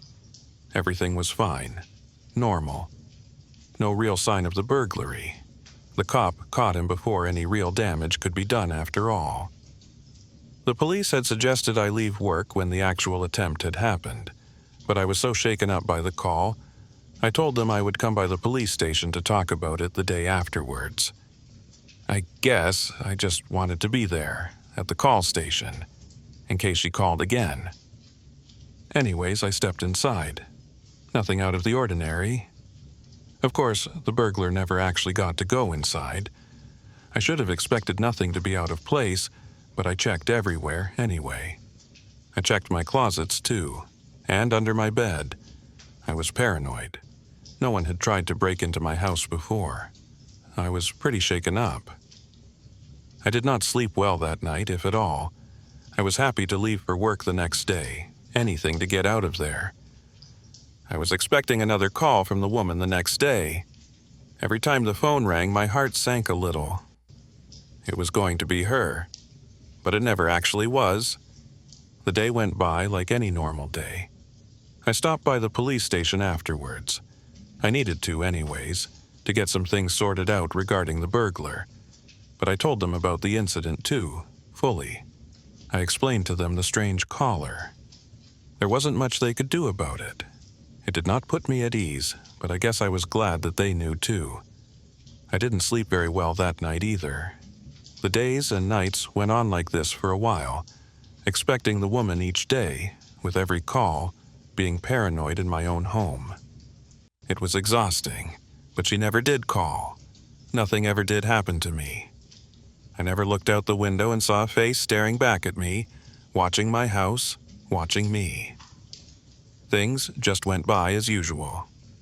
I chalked it all up to myself being paranoid. It was just a coincidence. That's what I convinced myself. I convinced myself that nothing was unusual, that everything would be okay. A couple months went by. I had practically forgotten about it all. She never called the 911 operating station again. I finished up one day, clocked out of work, grabbed a water bottle from the vending machine in the front lobby. I was about to step outside and head to my car when I got a phone call. I took my phone out of my jacket and checked it. No number. All right, I thought. It was probably a spam call or something. Those usually didn't come with a number, you know? Usually they said spam caller. But, again, didn't think too much of it. I declined it. I wasn't one to answer spam calls. I reached for the door handle again. That's when my phone started ringing again too. I checked it. No number. That feeling from before, the ominous feeling, starting creeping back into me. I answered this time. It was silent on the other line for a couple seconds, but those couple seconds went by for far too long as I stood there, silently anticipating something. I don't know what. Then she spoke. It was her, the caller from before. My blood ran ice cold. I paused, horrified. I recognized that voice, that tone, immediately. It was her. She greeted me. She hadn't done that before, which was not too unusual for a 911 call. People usually aren't going to bother with greetings and pleasantries before telling me about their emergencies, after all. She didn't either. But she greeted me this time. "Hello," she said, so simply in that monotone voice of hers. I was so in shock, so taken aback and unprepared that I just could not get any words out after opening my mouth. There were a couple more awful seconds of silence before she continued on. "If you step outside, you will get hurt." She hung up. Just like that, she hung up. My jaw was still agape, wordless. I didn't get to say a thing before she hung up. My heart was beating out of my chest, and I was frozen in front of the glass door in front of me. "If you step outside, you will get hurt?" I finally snapped out of it and quickly backed far away from the front door. I ducked into a nearby hallway, where the elevators were, away from any glass doors or windows. That was that woman from before, the caller, from the burglary incident, the one who knew. How did she know I was about to leave? Was she outside the building, watching me through the door? The timing was far, far too perfect. How did she find me? And what did she mean by, "I will get hurt"?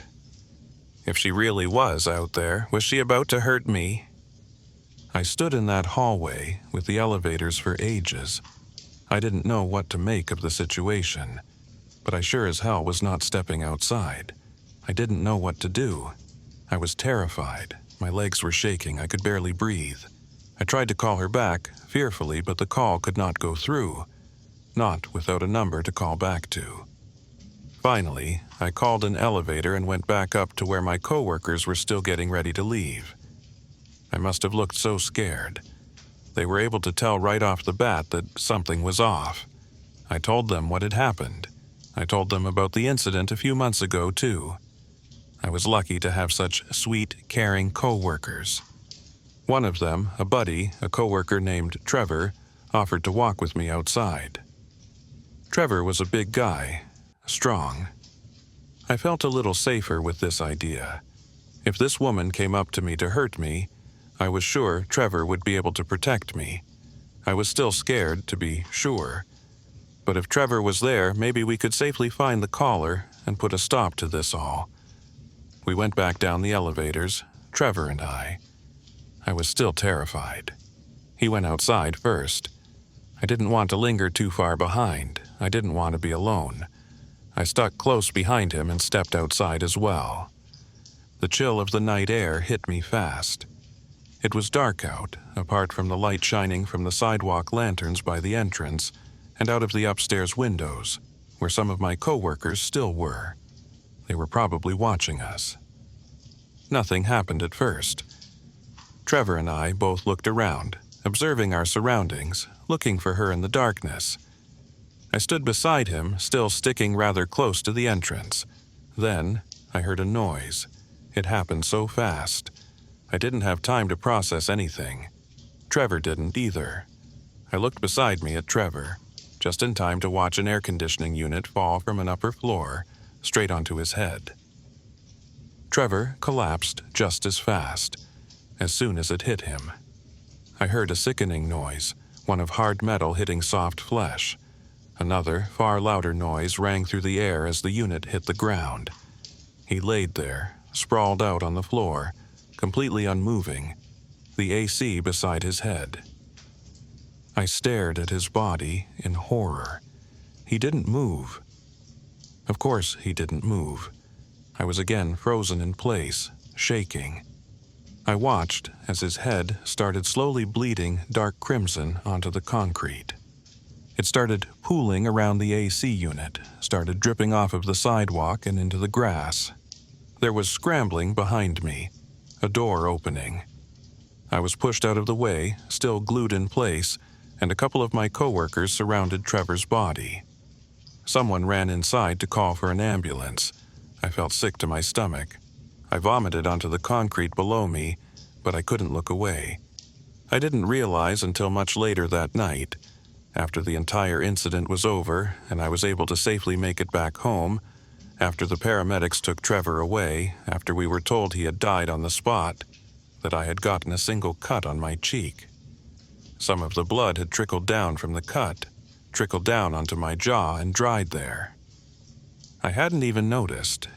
So much was going on. One of the sidewalk lanterns had burst when the unit hit the ground hard. The glass had cut my cheek. I had gotten hurt. Trevor had gotten hurt. Would I have been the one hit by the AC unit if I hadn't gotten that call? Surely not. It was horrific timing, but it fell on its own, didn't it?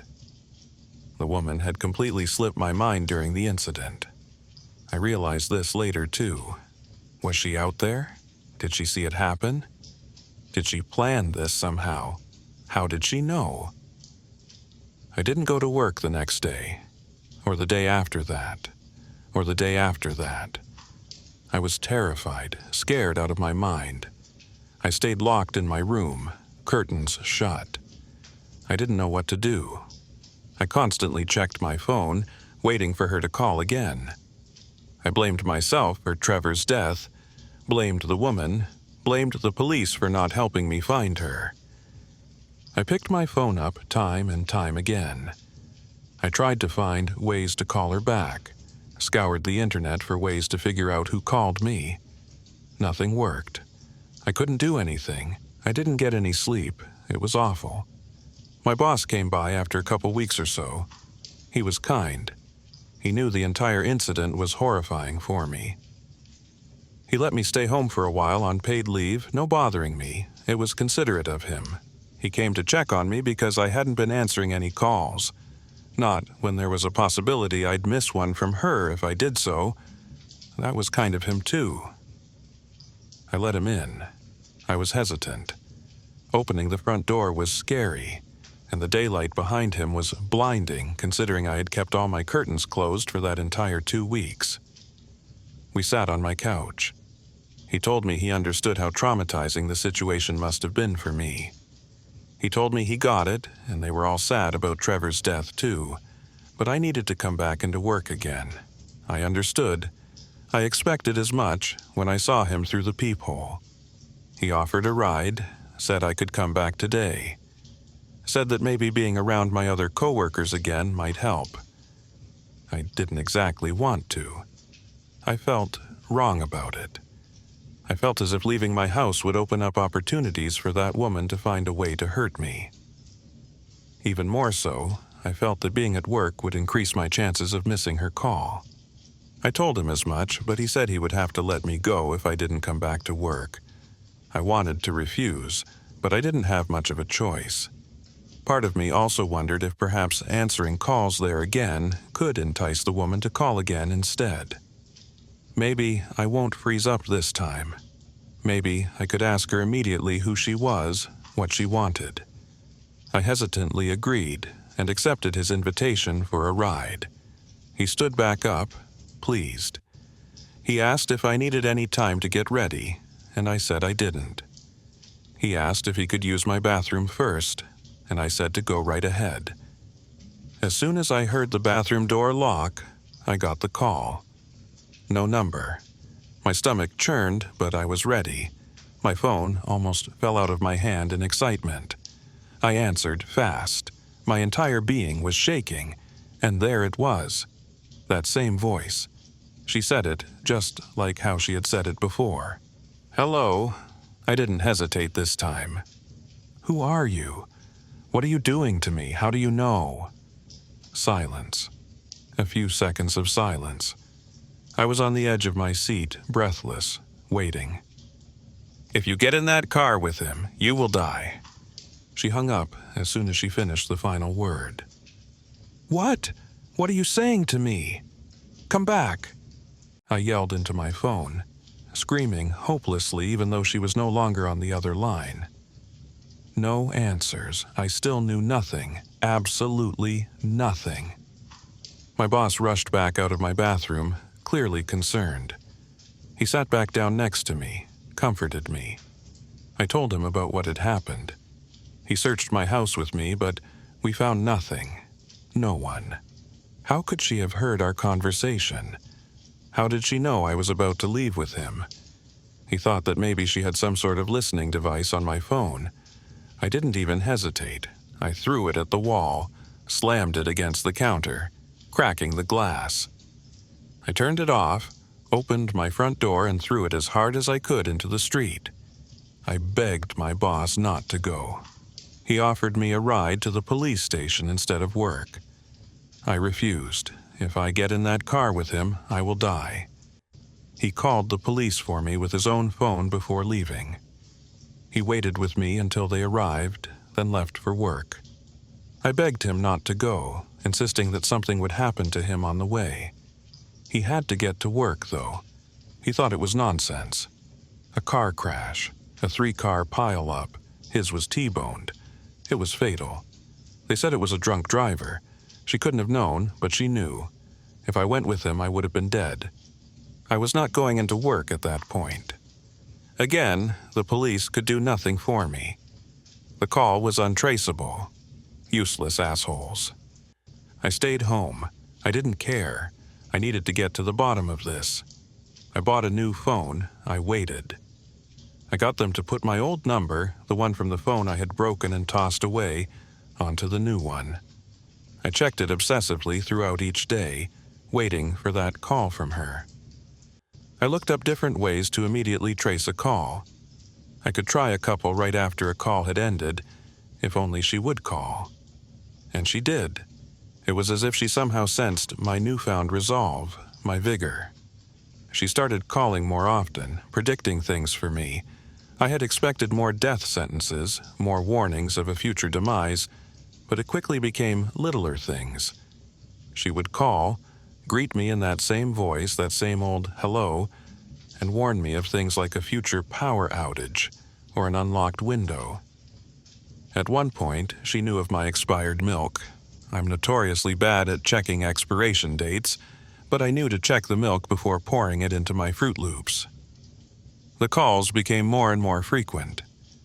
My attempts at tracing never worked, but I always came up with new ideas to try and find out who she was. I would try to listen closely for any background noise that could give me a hint as to her location, or I would try to hang up right after the hello to see if anything would change. Nothing worked out for me. But it became sort of exciting. It was a game of cat and mouse. I wanted to find her. I was ready for every call, anticipating them. I had nothing else to do. I was fired from my job. I didn't even care. I became excellent at heeding her each and every warning. Nothing bad happened to me anymore. I was in complete control. I was actually grateful. I didn't even care that she somehow knew what I was doing and what was going to happen to me at all hours of the day. I just wanted to know who she was. My guardian angel. Nothing bad was going to happen to me with her watching over me. She made me feel so safe. I relied on her. The woman called me one night as I was sleeping. I picked up happily nevertheless, as had become the norm. Hello? Same monotone voice. She was the only person who called me anymore. Hi, I answered, grinning. They see me. She hung up. I sat there for a second, processing. They see me. This was the first time she referred to herself. The first time she didn't give me a warning. I didn't know how to react. I sat there, motionless, shocked. They see me. I jumped out of bed, now genuinely distraught. What? I paced for the rest of the night, waiting for another call. I waited for something to happen, waited for it to make sense.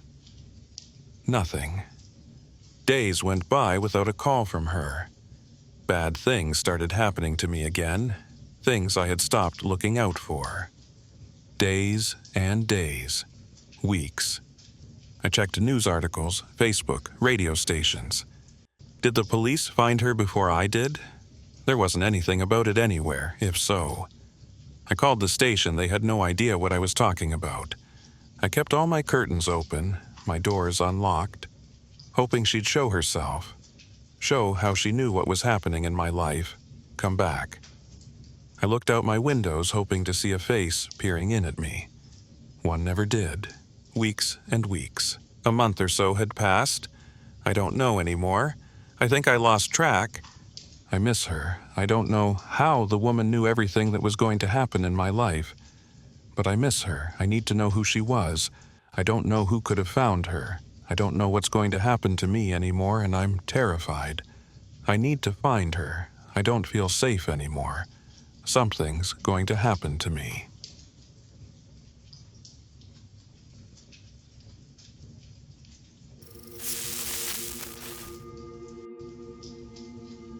One restless night, unable to sleep, I found myself scrolling through TikTok, searching for something to distract me from the strange unease that had settled over me all day. Among the endless live streams, one caught my eye. Its title simply read, "A Midnight Stroll." Curious, I tapped on it, unknowingly inviting a nightmare into my life. The stream was quiet, eerie. A man walked alone through a dark, desolate forest. his figure barely illuminated by the dim glow of his phone's light. His shoulders hunched slightly as though weighed down by an invisible burden, and his gait was unnervingly steady, almost mechanical. His face remained obscured by the shadows, but the way his head tilted slightly, scanning the darkness around him, suggested he wasn't alone.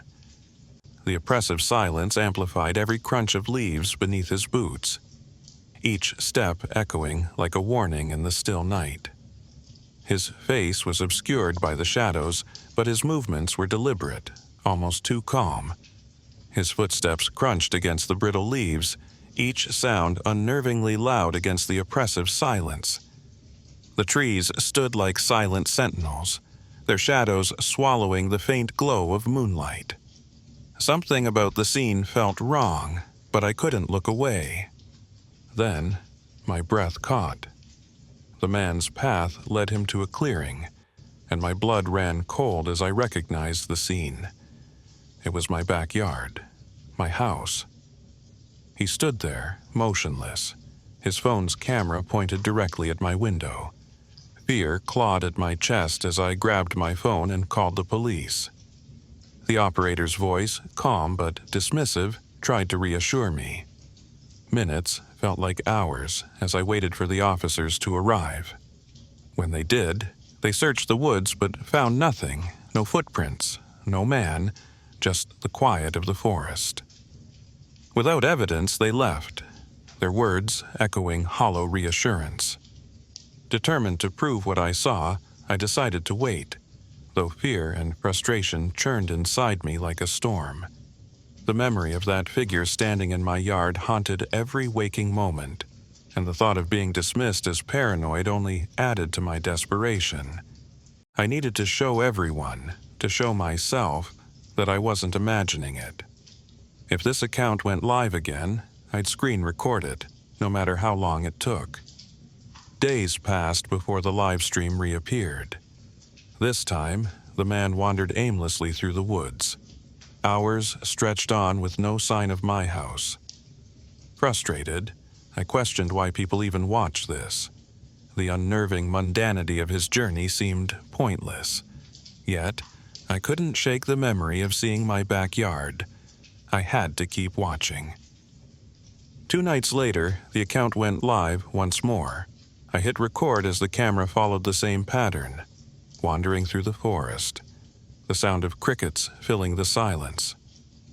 My heart pounded as the camera's view changed. Familiarity crept into the frame.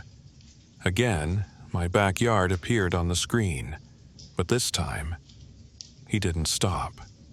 He moved closer, step by step, closing the distance between us. Adrenaline surged through me. My phone shook in my hand as I raced to the kitchen window. Peering into the darkness, I searched for him, but the yard was empty. Confused, I looked back at the live stream. He was there, still approaching. My eyes darted between the screen and the yard, realization dawning like ice in my veins. The stream had a delay. I glanced at the back door. It was open, just a crack. My stomach turned as I understood what that meant. He was already inside. Panic took over. I bolted for the back door and ran into the night, barefoot and trembling. My phone was a lifeline as I called 911, pleading for help. The operator's voice, indifferent this time, suggested I stay calm and wait. Wait? With him in my house? I felt abandoned, as though no one believed me. From the safety of the trees, I watched my home. A shadow moved inside, pacing through the kitchen. It wasn't my imagination. He was real, and he was hunting me. The silhouette appeared at one window, then another, as if he was scanning for any signs of where I might have fled.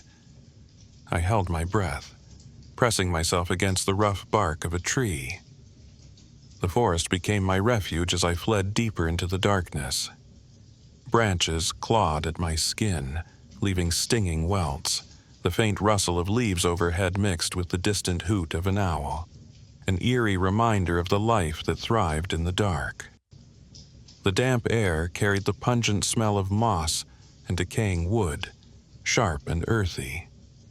My footsteps cracked twigs and stirred up the musty scent of soil, each sound magnified by the oppressive silence that enveloped me. The air was damp and carried the earthy scent of decaying leaves, mingling with the faint, metallic tang of my own blood. My lungs burned with each ragged breath, and every snap of a twig behind me sounded like a predator closing in. Fear propelled me forward, refusing to let me stop. My bare feet ached against the uneven ground, each sharp rock and hidden root a painful reminder of my vulnerability. Every shadow seemed alive, every gust of wind a whisper urging me to run faster. When I finally collapsed under an ancient oak, I dared to check my phone. The live stream was still running. I watched as the man left my house, stepping into the yard. He paused, tilting his head as though listening. The chat was alive with disturbing messages urging him to find me, to hurt me. Knife emojis and virtual gifs flooded the screen. The viewers were monsters, enjoying the horror unfolding before them. My shaking fingers hovered over the stop button on my recording app, but I couldn't bring myself to look away. Then, a sound behind me. A twig snapped. I froze, turning slowly to see him standing there, his phone raised, the flash illuminating his twisted grin. Fear gripped me, paralyzing me for a moment too long. He moved toward me, and I stumbled backward, tripping over a root. My head hit the ground hard, and the world spun. For a moment, all I could hear was my own labored breathing and the rustling of leaves as he closed in. When I regained focus, my phone lay a few feet away, its screen cracked but still glowing. The live stream continued, and the chat's sinister encouragement didn't falter. He bent down, reaching for my phone. My fingers closed around a nearby rock, its weight solid in my palm. This was my chance. I stood, adrenaline and desperation fueling me. With all my strength, I swung the rock. It connected with his head, the sickening thud echoing through the trees. He crumpled, collapsing into the brook beside us. His phone landed on a rock, the live stream still active, now capturing his motionless body. The chat exploded. Applause, devil emojis, and demands for more filled the screen. Some viewers egged him on with gleeful messages like, "Finish it," and "Make it unforgettable." Others sent mocking taunts, treating my terror as if it were a thrilling spectacle. Virtual gifts kept pouring in, their garish animations adding a grotesque cheer to the unfolding nightmare. The audience wasn't just watching. They were participating, feeding the darkness with every twisted comment and emoji. My hand trembled as I picked up his phone, pointing it at him. The viewers reveled in the violence, their appetite insatiable. They didn't care who he was or who I was. They just wanted more. In that moment, something inside me cracked wide open. The fear and desperation that had consumed me clashed with an unexpected surge of exhilaration. It was as though the terror I'd felt moments before had transformed into something darker, a sinister satisfaction at having control, at being seen. My mind screamed at me to recoil, to feel guilt, but instead I felt an electrifying rush. The chat's morbid adoration became a lifeline, validating the chaos and pulling me further into its grip. They loved what they saw. They loved me. Their adoration poured through the chat, feeding a fire I didn't know existed within me. The power of their attention was intoxicating, drowning out the remnants of my humanity. They loved what they saw. They loved me. Their adoration poured through the chat, feeding a fire I didn't know existed within me. The power of their attention was intoxicating, drowning out the remnants of my humanity. I stared at the chat, at the praise they showered me with, and I smiled. It's been weeks since that night. I've learned how to keep the audience hooked, how to give them what they crave. If you're scrolling TikTok late at night and stumble upon a live stream of a lone figure wandering the woods, I hope you'll watch. Stick around. We'll be selecting a new target soon. Who knows, it might even be you.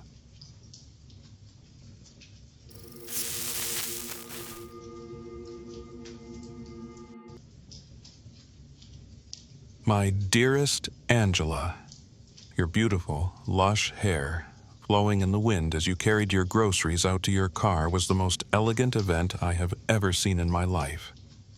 When you got out of work and accidentally spilled your coffee on your coworker, and you decided to help clean it off her, it proved to me that you are a wonderful soul. When you were clipping your toenails, you saved them in a pile so they wouldn't go everywhere. These are just small events that make me fall for you. I'm proud to say that I truly love you. That note was taped to my window about 3 days ago, sealed in an envelope. Someone has been leaving notes for me for the last month or so. I've tried going to the police with the first note, but they thought I was crazy and conceited, and that I just wanted attention. I haven't tried going back. To be honest with you, I kind of enjoy the notes. I enjoy being the center of someone's world. I know that if I tell my parents about these, they'd freak out, so I haven't yet. As long as he doesn't do anything to me, I guess I'm fine with it. The weird thing is, the morning, the delivery man dropped off a sealed box on my front porch. I opened it, and it was a DVD. I guess he made a video for me. I open it and put it into the DVD player. Static. It was a man sitting at a bench by the lake, back turned to the camera. My dearest Angela, I'm so glad that you decided to watch this video. I guess that I'm getting closer to finally introducing myself. Just the thought of that makes me filled with excitement, but also anxiety. I have a tendency to fall for people too easily, but I really hope you are the one. I hope that you are the person that completes my world. He stood up and turned to the camera. He was wearing a large black hat with a rim, a brown trench coat, dress pants, a black button-up, and dress shoes. He dresses really well. I kind of fell for him at this point. I wanted to know who it was. Angela, I've been watching you for over a month now, and I can say that you are the most perfect human I have ever observed. Ever. I've fallen so deeply in love with you that it makes me sick sometimes. Lovesick. Ha ha ha. Well, that's all for now. I'll introduce myself to you soon enough. I love you. Static. Oh my goodness. My stalker is actually hot, like insanely hot. And rich. Potentially. I really wanted him to introduce himself to me. I wouldn't mind meeting him. I know in these circumstances I probably shouldn't want to meet him, but I've been lonely lately, and been wanting some companionship, you know? It isn't too much to ask for.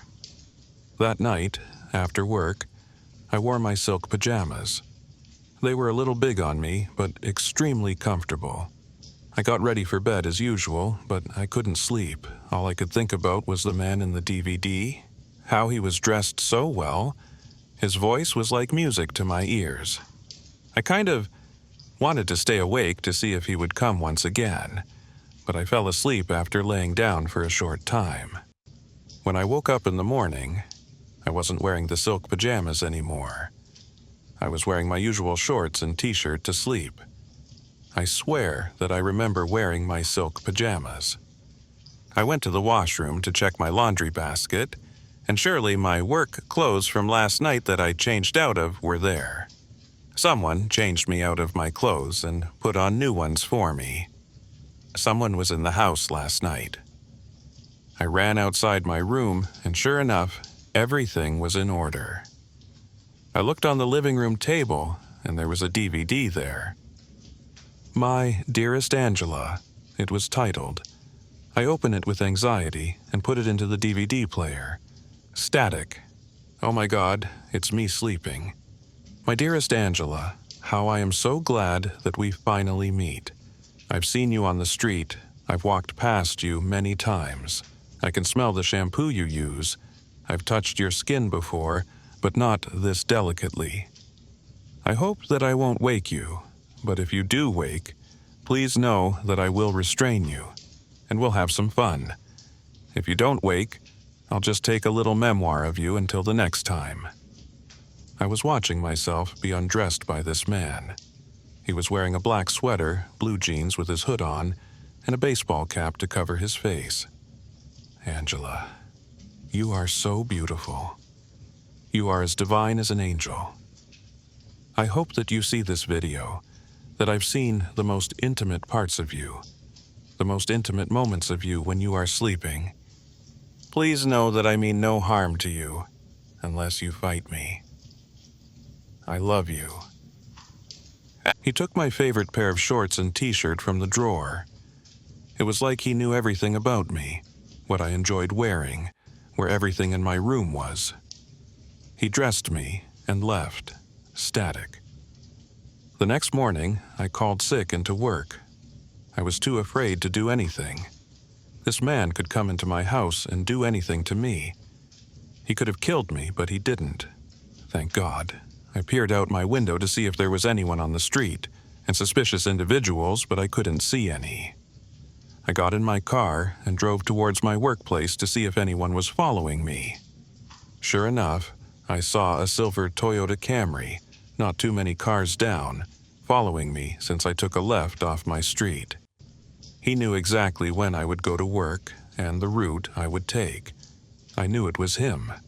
I continued to go towards my workplace to make sure that I had the right person, and when I parked my car and walked up the steps of my workplace, I turned around. I spotted that silver Toyota Camry as he drove off. As soon as he drove off, I got back in my car and drove towards my parents' house. I rang the doorbell as soon as I could, as soon as I parked my car outside their house. "Mom, open the door, please. I know you are home, please."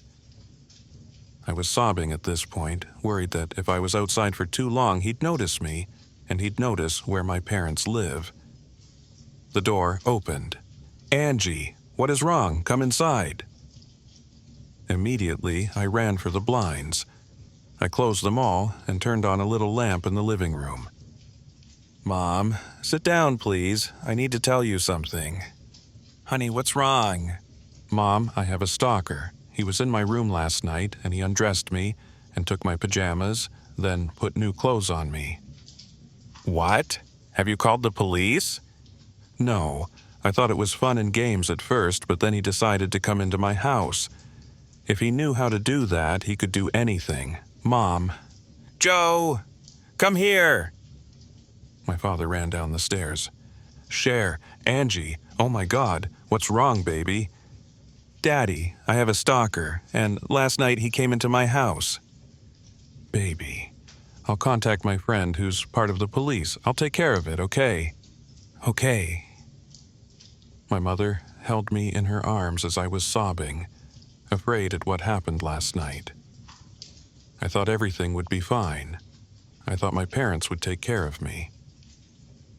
That night, I went into the guest room and laid down in the bed.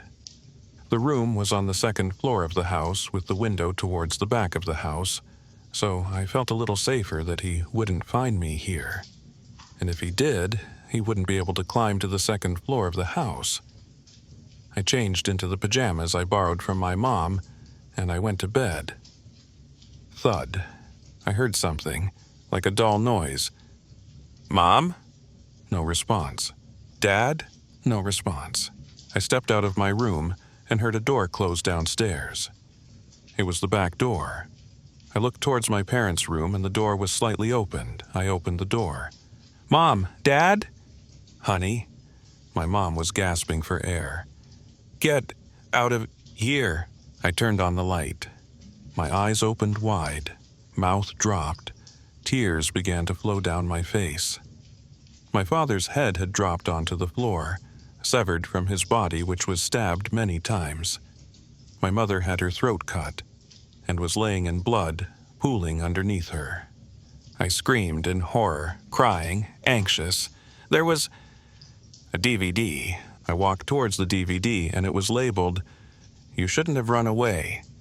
I missed you. I don't know what to do. I don't know where to go. He'll always find me. He killed my parents." I didn't watch the DVD that night. I couldn't sleep, but I got a text in the morning from an unknown number. "Angela, watch the DVD. Help, please."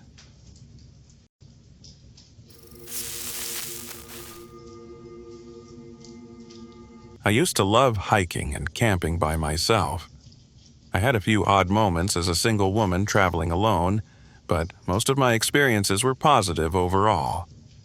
I grew up in the deep south, so sometimes I get this overwhelming need to get out of the city and spend time alone.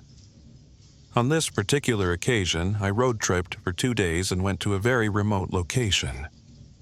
I got into my head that I'm going to complete an obscure 15-mile hike in the middle of nowhere. The trailhead was a little off the beaten path and hard to get to by car, so I decided to park, hike 4 miles and camp, and then set off early the next day to complete the route. When I stopped at the nearest town, a man asked what my plans were. I didn't think much of it, but I gave him my general spiel. He tensed up a little and asked if it was a good idea to spend time alone like that in such an isolated location. I laughed because I had been on way sketchier adventures and assured him I was fine. To this day, something about this interaction seems off to me. He was very old, though, so there was no way he followed me. The hike to the general area where the trailhead began was absolutely gorgeous. I was feeling the high that comes with isolation and stopped paying much attention to the area around me. It didn't strike me to check the location. I set up camp pretty early, which gave me time to explore. I was giddy as I waded through a small creek like a child. I heard a tree branch snap, but I didn't think much of it until I saw a tiny bit of movement out of the corner of my eye. I paused, expecting to see some animal, but when I scanned the tree line, everything was still. Then, I saw a tiny piece of fabric float in the wind and barely made out the shape of a human. I froze and watched closely, letting my eyes adjust to the figure in the distance. I had just about convinced myself I had gone crazy. I took a step forward, ready to find a reasonable explanation, when all of a sudden a man darted to the north. He ran a few strides and then disappeared into the woods. I felt sick. I had literally thought about getting naked just moments before because I was convinced I was totally alone. At that point, I had a choice to make. It was getting dark. By the time I packed up camp, it would arguably be dangerous to hike back to the car. The trail wasn't bad, and I'm an experienced hiker, but I was unfamiliar with the terrain. On the other hand, someone had been watching me, and I hadn't told anyone back home where I was staying.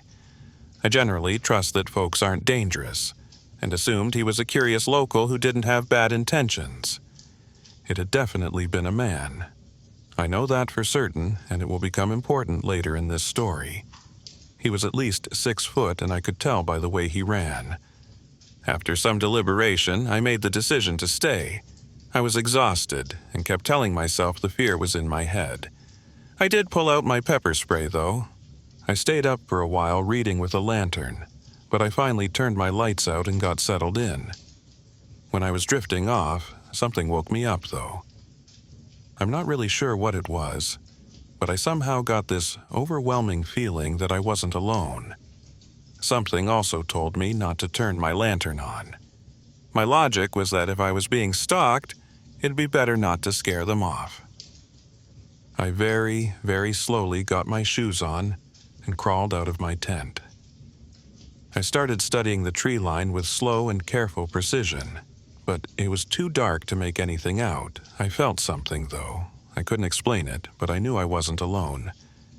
"You have to leave," a voice whispered from behind me. I spun around quickly and felt a scream get stuck in my throat. A woman was crouched at the edge of the clearing, watching me. I knew it was a woman because she had on some kind of nightgown, which means the man I saw earlier was somewhere unseen, possibly watching this interaction. "You have to leave," she said louder. This time I screamed. I screamed and stumbled back. Somehow, I had enough sense to grab my smaller pack before I took off toward my car, which was miles away. I had a hat with a tiny light on it, but otherwise, I was stumbling in the dark, praying I was on the right path. I was also convinced that at any moment I was going to get snatched. Thank God I had my keys in my bag. I somehow made it to my car. I'm fairly certain that was my PR. And I've never felt so much relief to get inside my beat-up little clunker. I locked the doors and let out a breath of relief when my car turned on. I half expected it to be dead. I drove for an hour until my cell service was solid enough to find a hostel-style compound nearby. It was the first time in my life I was grateful to be in a shared dorm, because I did not want to be alone. It was late when I got in, so I didn't talk to anyone until the next morning when I finally made friends with a few other hikers and spilled my story. They listened in horror as I cried out of fear. Everyone was absolutely stunned except the owner of the motel hostel compound thing, who just kind of shrugged. There's only one family in that area. I think I know who that woman would be, and I promise she's very harmless, the owner noted. Then why? I asked. Why did she sneak into my campsite? She had to have been stalking me. I didn't have a fire going or anything. He considered this.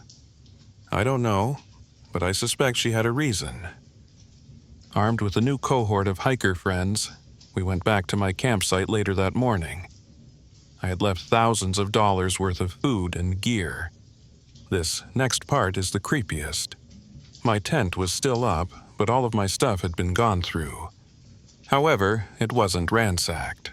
In fact, everything looked neat and laid out perfectly, like someone knew I'd come back. Nothing was missing. I packed everything up as my new hiker friends and I proposed different theories to explain what had happened. Before I left, I glanced around the tree line to see if I was still being watched. I didn't see anything, but just in case someone was watching, I mouthed "thank you" and tipped my hat. I've turned this over 1,000,000 times in my head and have considered every option. At best, I think someone was trying to catch a glimpse of me changing or something. I don't want to think of the worst-case scenario. Still, I can't shake the feeling that the woman I saw wasn't there to hurt or scare me. I have an overwhelming feeling she knew something I didn't, and knew I had to get out.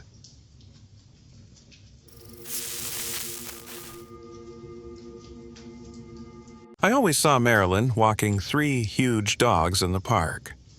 She was a little 5'1" woman walking these giant Bernese mountain dogs and handling it with ease.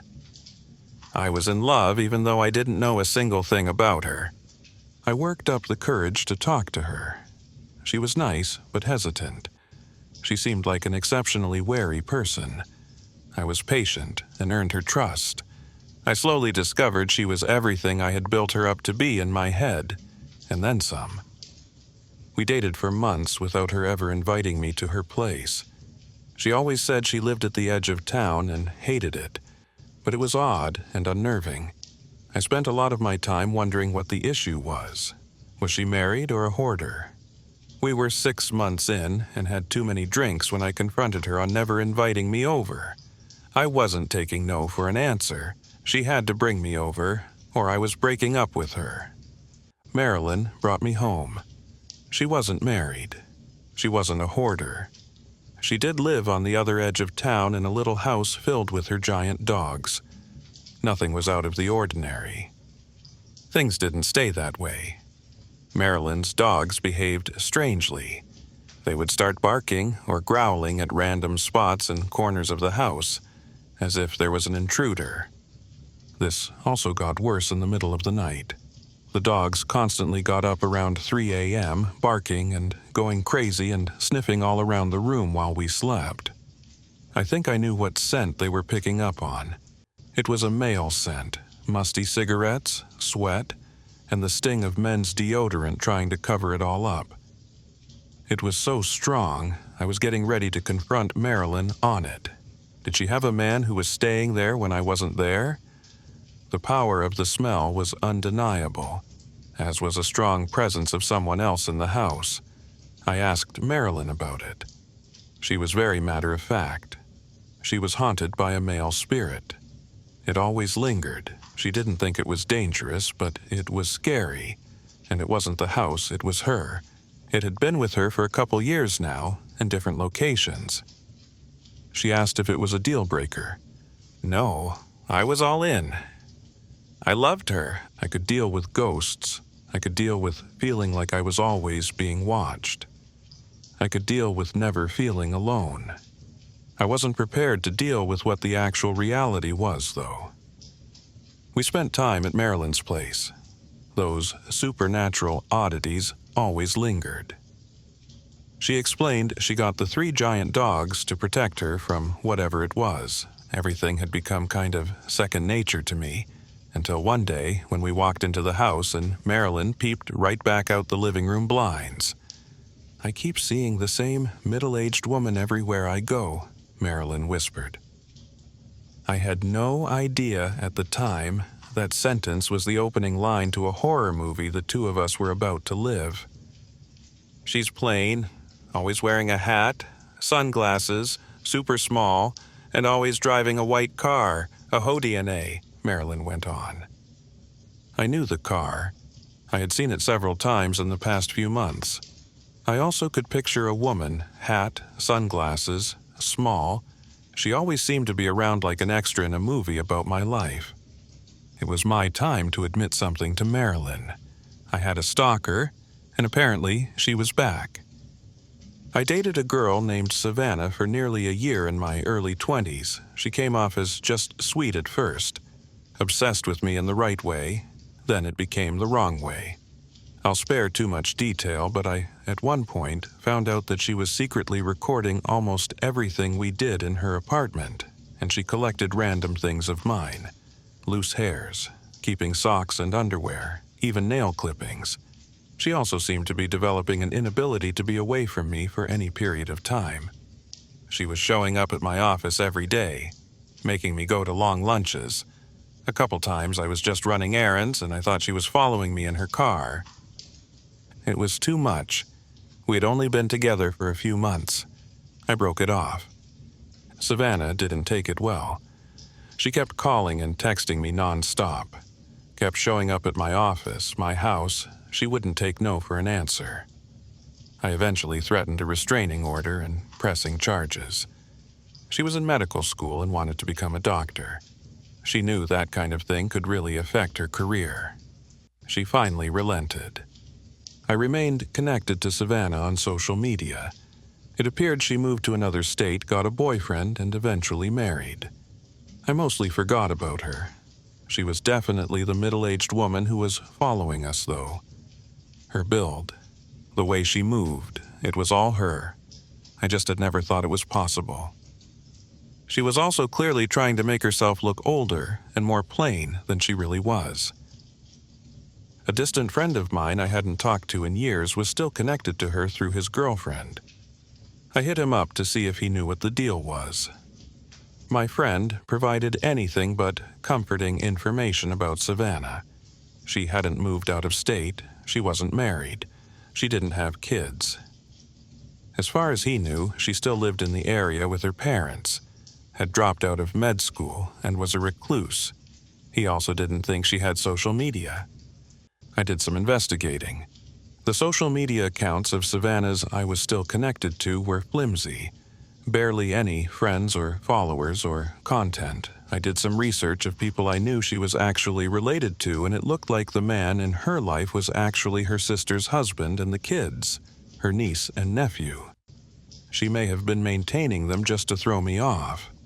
It also started to click with me. I had seen that white car a lot, even before I was with Marilyn. I had also seen a plain, middle-aged woman with long black hair that I now thought looked like a wig, always wearing a ton of clothes even in the summer. I just never thought to think anything of it. I was sure Savannah had probably been stalking me all along. It probably never stopped.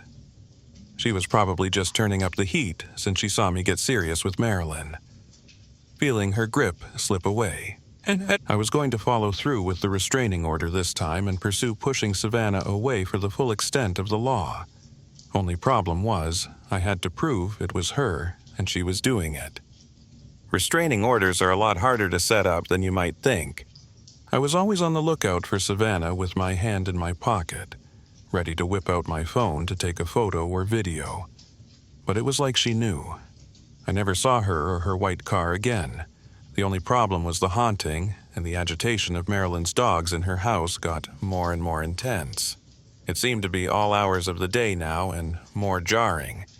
The dogs getting full-on angry. The presence in her house slamming and locking doors.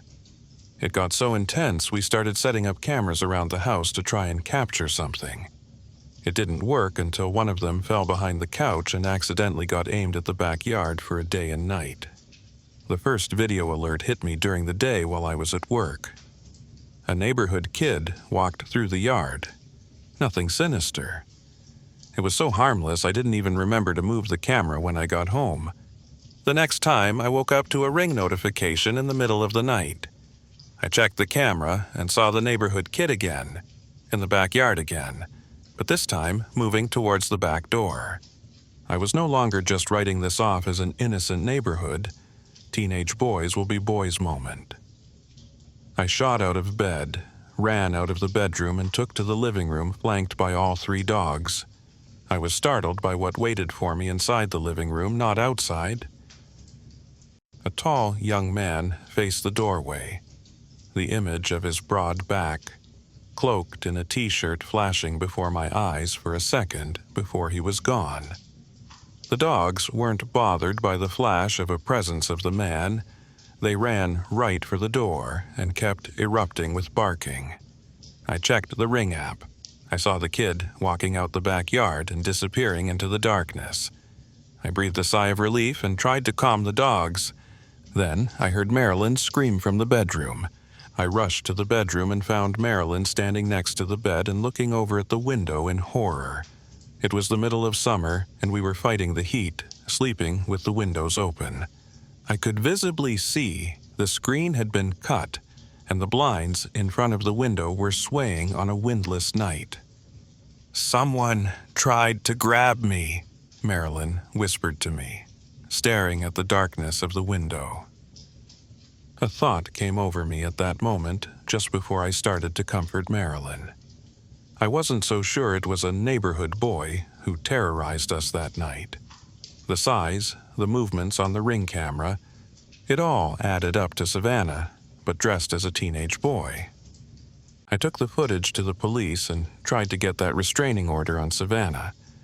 They said it couldn't be proved it was her in the videos. It was a failure, but it didn't matter because it all stopped. The appearances of Savannah and the haunting. Marilyn and I, and the dogs, were finally able to rest easy. We settled into life at her house. We made it a year with everything going perfectly. We fell full into love. I proposed. She said yes. I moved into her place. We slept with her giant dogs every night, safe and happy. Then, the haunting started to pick up again. It was intense. We would be lying in bed and hear someone walking out in the hallway, or we would be in the bathroom and suddenly see a man standing behind us in the mirror. I had to learn to live with it, though. I loved her, and it just was what it was. I hoped it would get better. Something else unfortunate started to happen after the haunting got bad for a while, though. Savannah was back. It took a while to see it because she was changing vehicles so much and changing her looks. She had gained a ton of weight and wore shoes which made her look taller. We went back to the process of trying to capture her in photos and videos, but again, she seemed to know when we were on to her and disappeared. There was another calm for a few weeks. It didn't feel the way the one did before, though. It felt more like the eye of a storm. It came at night again, the haunting. Marilyn and I were asleep in the middle of the night. all of the lights and electronics in our bedroom flashed on. We woke right up. I saw the split-second image of the silhouette of the man by the bedroom door. It was such second nature to me at this point, I didn't even bat an eye. It was different this time, though. The image of the man lingered, and I finally really got a look at him. He was young, probably around 20. Dark hair, dark features, tall, thin, and a little rugged. I heard Marilyn whimper and looked over to her. She was crying as she looked at the young man. Then my attention was drawn to the door as it opened slowly. I held my breath and saw a shadow step just inside the room. I saw the sight of a gun emerge from around the corner. I froze like a deer in the headlights. Whoever was aiming that gun at Marilyn and I had a wide-open shot. I could sense they were about to pull the trigger. I closed my eyes. In that little moment of darkness, I heard a scuffle break out. I opened my eyes and saw the male figure wrestling in the doorway with whoever had the gun. And the male figure was winning, forcing them out of the room. I don't know what came over me, but I rushed in that direction, leaving Marilyn and the dogs still frozen behind me. I was out in the hallway and watching the person with the gun get chased out of the house. I followed them into the living room where I saw a window broken out. For another time, I was able to recognize who was terrorizing us. I could see her small, frail frame, trying to fight off this powerful spirit of a young man. There was no denying it was Savannah with the gun. I saw Savannah on the ground, trying to fight off the spirit and struggling. For a second, I kind of felt sorry for her. Down there on the ground, tiny and hurt and insane. I doubt stalking us and getting pummeled by a ghost was what she had always wanted in life. She was simply sick. And those thoughts were running through my head when I watched Savannah slip away from the spirit and rush out the window. I had a feeling I was never going to actually see her again this time. I also had a feeling about that with the spirit of the young man as well. I looked at his back as I heard Savannah run away into the night out the broken window. The spirit of the young man turned to me for a brief second. I saw a sense of relief on his face for a moment. I felt someone approach me from behind. I was startled at first and turned around to see Marilyn and the dogs walking into the living room. The spirit of the young man finally turned around. I watched him meet Marilyn's gaze. The two of them held eyes for a very long time.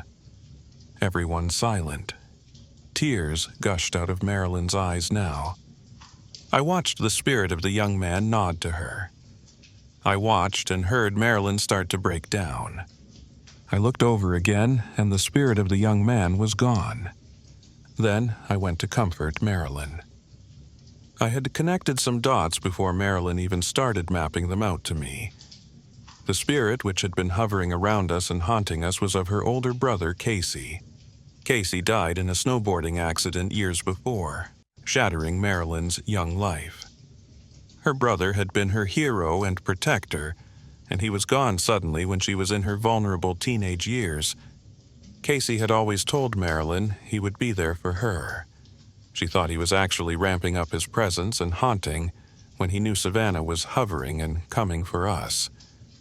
Casey pushing himself back into our world to protect her. The whole thing actually made Marilyn feel good. It gave her some comfort and resolution with Casey. What happened with Savannah was not comforting. We had a ton of video evidence of her, and the police were finally okay with moving forward with several charges. Only problem was the police couldn't find Savannah. She had moved out of her parents' house weeks before, and no one had any contact with her. Marilyn and I weren't as scared as we could have been, though. We had a feeling someone would protect us.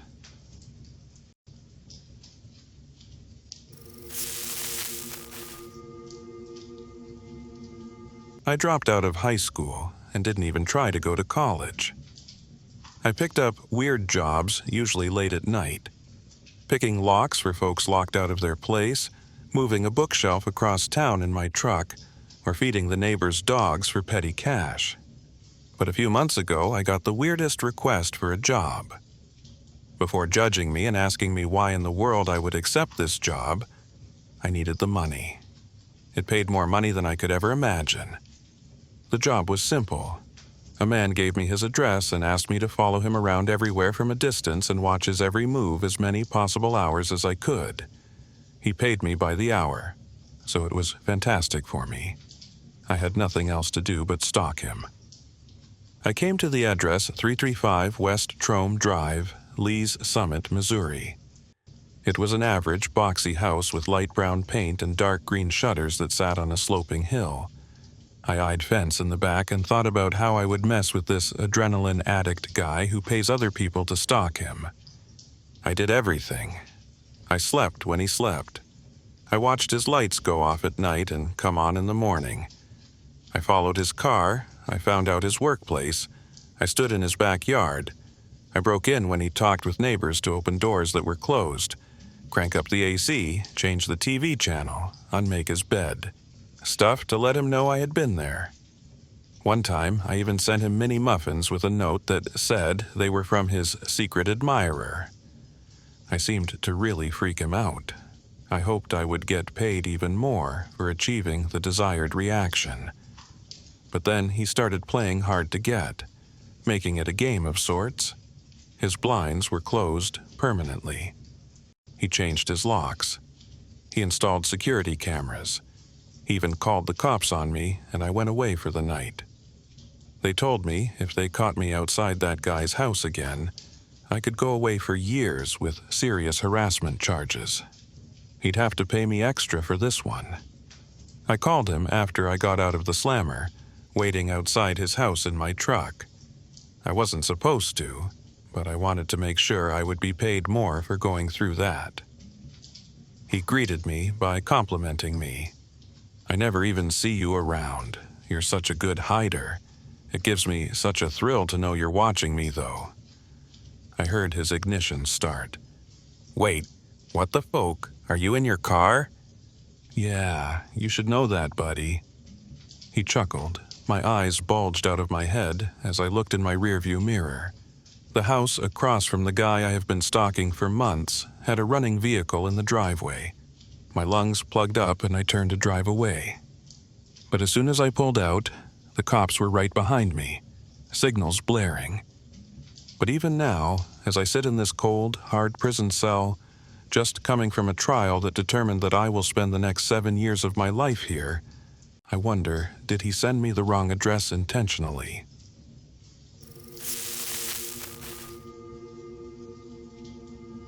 I encounter a few weird people online. I think any semi-public figure does, but if you're a public figure and a woman, you know to be on guard for it. I'm not talking about drive-by Twitter trolls who dive in with an egg avatar and a poorly worded rape threat. They're blockable. They're single moments of upset. I'm talking about the other kind of weird. People who are desperate to be your friend in a weird, boundary-breaking way. Guys who, if I give them leeway by following them to say, give them a Steam code they won for one of my games, will regularly slide into my DMs just to chat. It starts off harmless enough, but I always know the goal of conversation, and it nearly always does. I know how to handle this, though. The thing that creeped me out about the incident I'm going to share is that it followed none of these patterns. I call him my stalker in the title, but I'm not fully comfortable with the moniker. It's a little more complex than that. You'll see, his name is Paulo. At least, that's the name he used on Twitter. I don't think it's his real name. I didn't think about him at all, really, until things started happening. A lot of my Twitter followers are fans of my games, and rather than regularly check my follower list, I tend to wait for people to engage with me to engage back. So I have no idea how long Paulo had been following me before his first message appeared. I can't entirely remember the contents of his earlier messages, but this one was something totally innocuous like, "Really loved your game." I forget which of my games it was. If someone tweets me that they enjoyed one of my games, I try and thank them. So I did. So, for the next few months, Paulo appeared in my mentions from time to time. He was always nice and respectful. He never butted into conversations with others. He never explained my jokes back to me. He arted my tweets about games being on discount. A perfectly normal, pleasant fan. At some point, I followed him back because he seemed very nice. But we didn't really talk. He never DM'd me. Our interactions were limited solely to creator and fan. Very passive, very polite. I don't even recall him acknowledging that I'd followed him, although I may just have missed it. I'll be honest. I didn't even notice that he'd stopped showing up in my mentions or notifications. It happens a lot. People move on, they get bored of Twitter, and it's hard to keep track of everyone when you follow 1,700 people. If I did notice, it was in passing and didn't stick out in my mind. So I was surprised one day when I saw I had an email from the dude. It had no subject, but I recognized his name, Paolo, surname. I opened it and read the entire contents. It wasn't very long. I imagine you're wondering why I unfollowed you. I'm sorry. I know it must have been bothering you for a while, but I couldn't... That's where it stopped. Instantly, this put me on the defensive. I imagine you're wondering why I unfollowed you? Well, no, bro. I hadn't even noticed. We hardly knew each other. But I checked, and yeah, he'd unfollowed me. He also apparently soft-blocked me, which meant I wasn't following him either. But I could still see his tweets, so he hadn't blocked me permanently. And there was nothing on his Twitter feed that suggested anything weird, just the occasional tweet about a game or what he'd done that day. Very irregular. I thought about replying to the email, but why bother? It was obviously something that had been preying on his mind, but not mine. I'd just leave it be. The email had been sent barely finished anyway. Maybe he started writing it, realized it was a ridiculous idea, then accidentally sent it unfinished. I was annoyed, but also felt a bit sorry for him. Later that day, a second email came. Again, it had no subject. And it began in the exact same way as the first email. I imagine you're wondering why I unfollowed you. I'm sorry. I know it must have been bothering you for a while, but I couldn't face talking to you about this directly. The time we spent together really did mean a lot to me, but I've started to become scared, and I don't know how to talk to you about it. So I just did the cowardly thing and cut you off. I couldn't even bring myself to block you. I was going to leave it, and hope you didn't notice, but I read your emails and I felt like I owed you an explanation. Wait. Hold up. I'd never emailed this dude. I didn't even know his email. It wasn't in my contacts list. I even checked my sent folders just in case I'd had some bizarre blackout and emailed him, or if he'd been on our mailing list or anything. Nope. And the time we spent together? Dude, that's fucking creepy. We had the occasional exchange on Twitter. We were hardly boning. The email continued. From the day I first met you, IRL, in the town I live, after you asked me to visit, I knew I loved you. And I think you loved me too. What I didn't expect was just how terrifying your love would be. Okay, what? So he knows where I live, but we definitely never met IRL. I don't meet people at random. I certainly don't ask them to come meet me. I'm basically a social recluse. I just can't handle the things you do. At first, it was cute and I loved... No, I love you, I can't help that. But the gifts you sent me, they genuinely terrified me after a while. Why do you even have things like that? Where are you getting them from? When I asked you, you'd just smile and wink and change the subject. And I had such a hard time not giving in to you. Like I said, I love you. But they didn't stop. And then all my friends stopped returning my calls and are avoiding me entirely. I haven't even seen any of them since we've been together. They might as well have vanished off the face of the earth. I need my friends. My name. Have you told them to keep away from me? Did you warn them off? They won't even answer my messages to know I'm not with you anymore. At this point, I was fucking floored. This was creepy beyond anything I'd experienced before. He was imagining an entire life we had together, but far from being the usual kind of fantasy a dude might dream up, he was scared shitless of me? What the hell? It continued.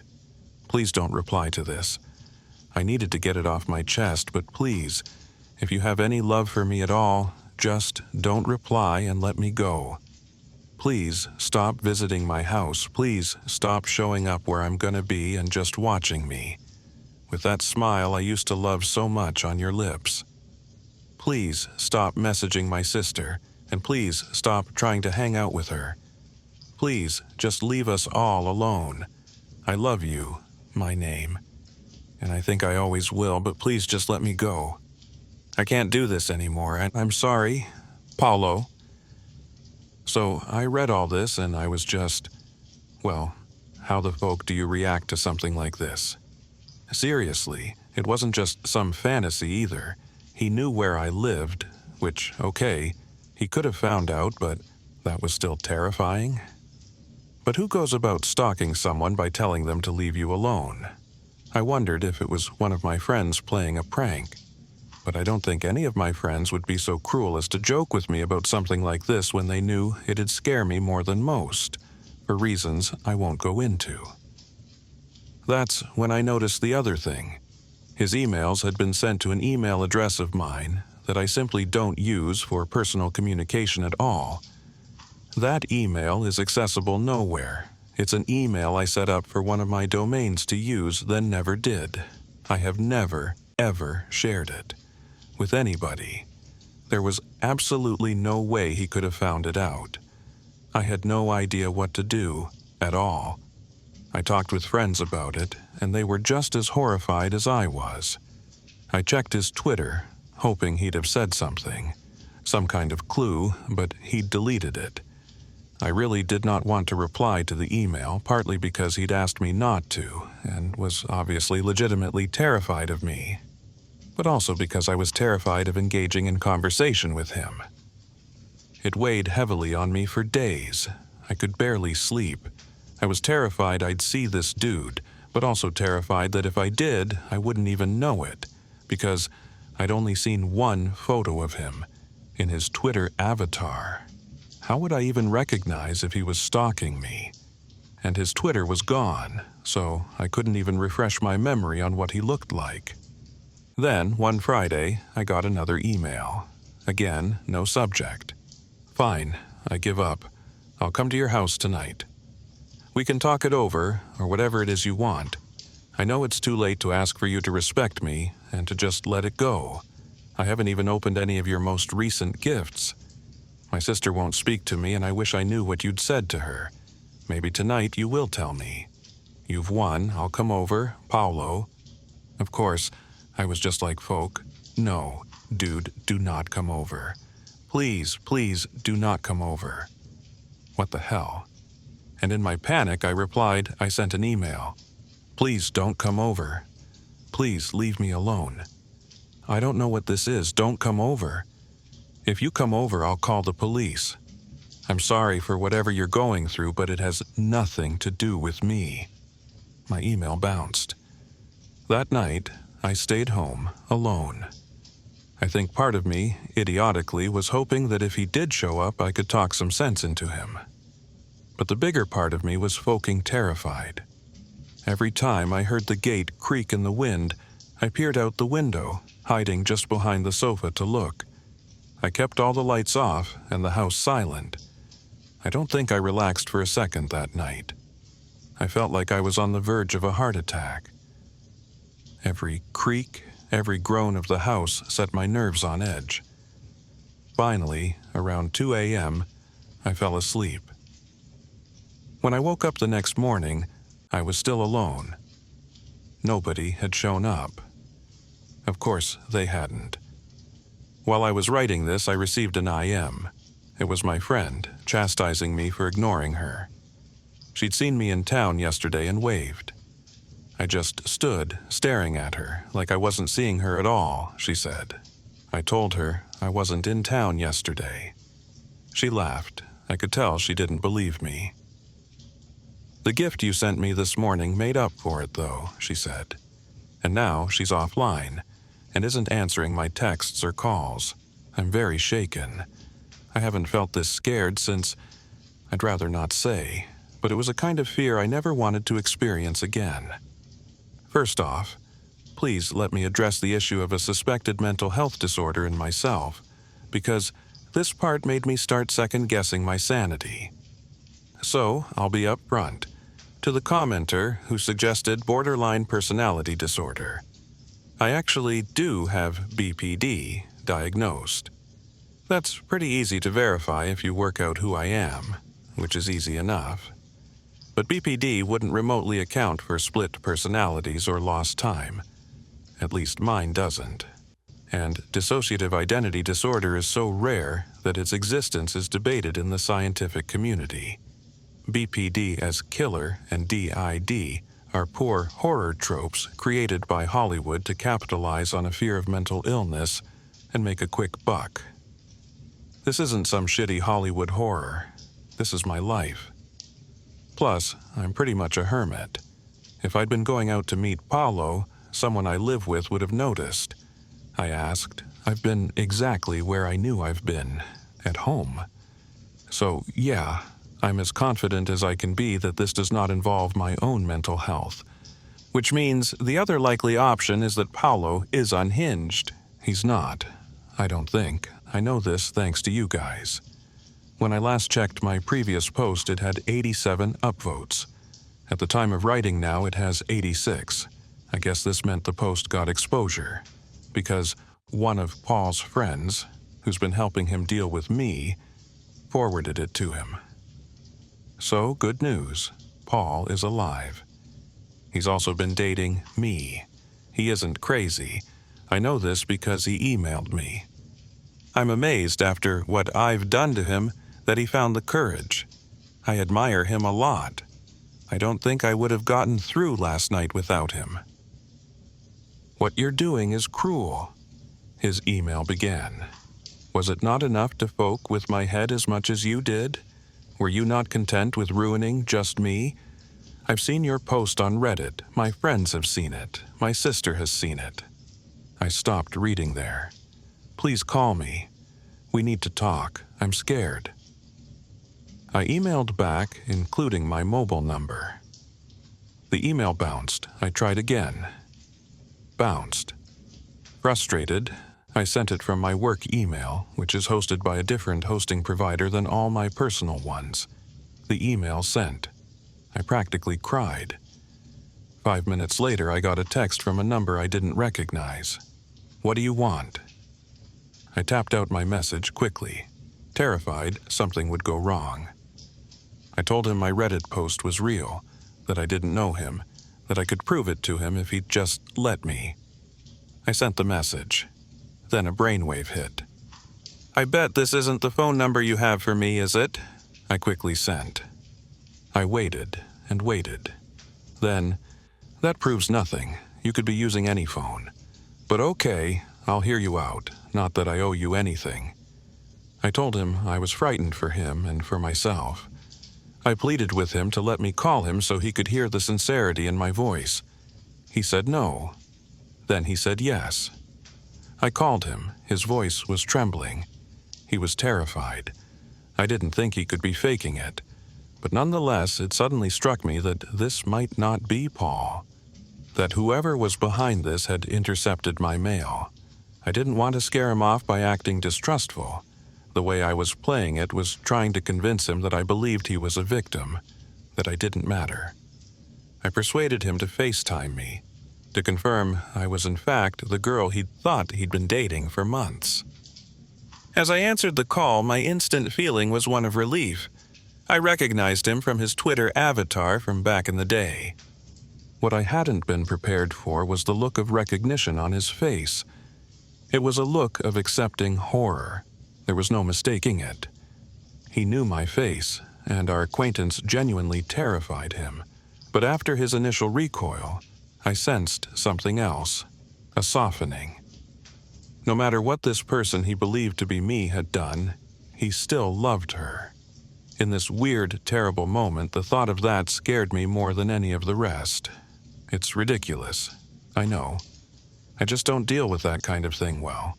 I think it was my hesitation and obvious discomfort which gave me a foothold in gaining his trust. I was speechless, fumbling for words. I think he took pity on me. "You're exactly her, but you're not her," he whispered. The relief I felt was palpable. He wouldn't tell me what she'd done. Not then. Not at first.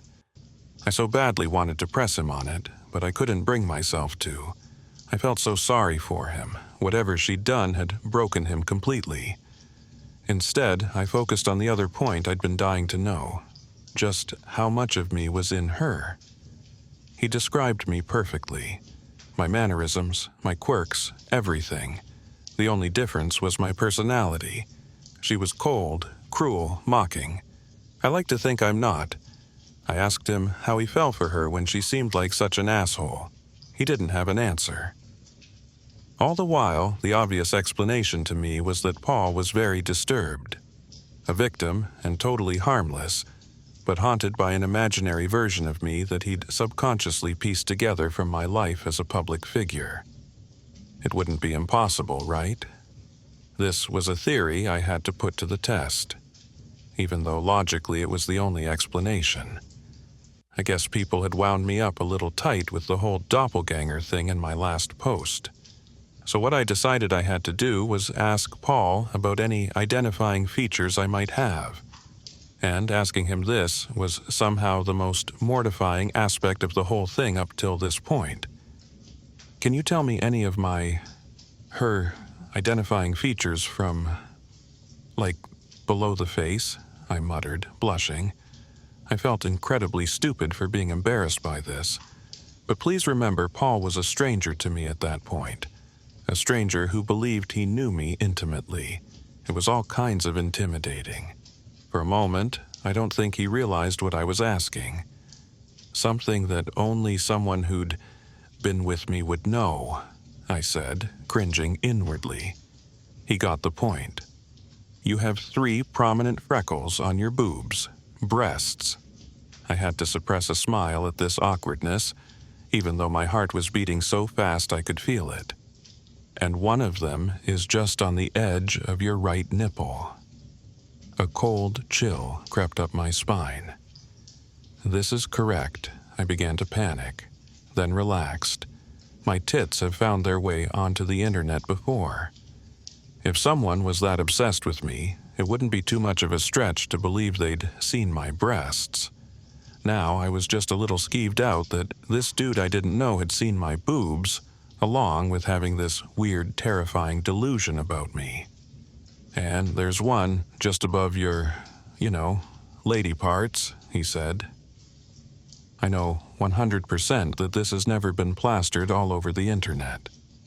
I know 100% that only someone who'd been with me intimately could know this. I also knew 100% that I had not been with Paul intimately, no matter how much he thought I had. He must have seen the genuine fear in my face, because when I asked if he'd meet up with me in person, he didn't resist. He arrived at my house at just gone 6 tonight. I spent the day worrying he'd somehow vanish before now. I think I texted him about 1,000 times today. He got lost on the way and I had to go meet him at the bottom of the road. It wasn't my house, he insisted. "This isn't where you live." I took him back to mine and proved quite concisely that it was. He laughed nervously and said he was relieved that my doppelganger at least didn't have the same possessions I do. He said he was surprised, in fact, whenever he went to her apartment, how little she owned in the way of video games, DVDs, books, etc. That it had surprised him a game developer owned so little relating to her work. I barely listened to what he was saying. Instead, I focused on that word, doppelganger, and demanded he tell me why he'd used it. "What other word is there to use?" he asked. I don't think the full gravity of what he was saying and what it meant had really hit him. I don't think he was processing the fact that this other girl, who'd emotionally tortured him so completely, was me down to the exact same freckle above her vagina. I don't think he realized what this was doing to me. He was surprisingly relaxed, in fact, as if being in my company had lifted a weight from his shoulders, like I could somehow make right all these things I had done to him just by being someone else. It made me deeply uncomfortable, honestly. I tried to get him to talk about what this other girl had done, and he still wouldn't. I started to get mad, then realized I couldn't blame him. This was probably the most respite he'd had in weeks. I began to wonder if I'd made a mistake inviting him here. Had I misjudged the situation? I kept trying to think of ways he might have known that one detail without sleeping with me. I came up with nothing, but I felt uncomfortable. He clearly wanted me to warm to him, and seemed comfortable in my company. I couldn't fathom how, when this other girl who looked so much like me had abused and emotionally tortured him in ways so bad he couldn't even speak about them yet. He should have been terrified of me. Instead, he sat on my couch and asked me to sit beside him. I smiled politely and took a seat on the other chair. I tried not to look him in the eye. "So, what was that about your 11th birthday party?" he asked. I read the comments. My 11th birthday party. This is what I told him, and what he's encouraged me to now tell you all.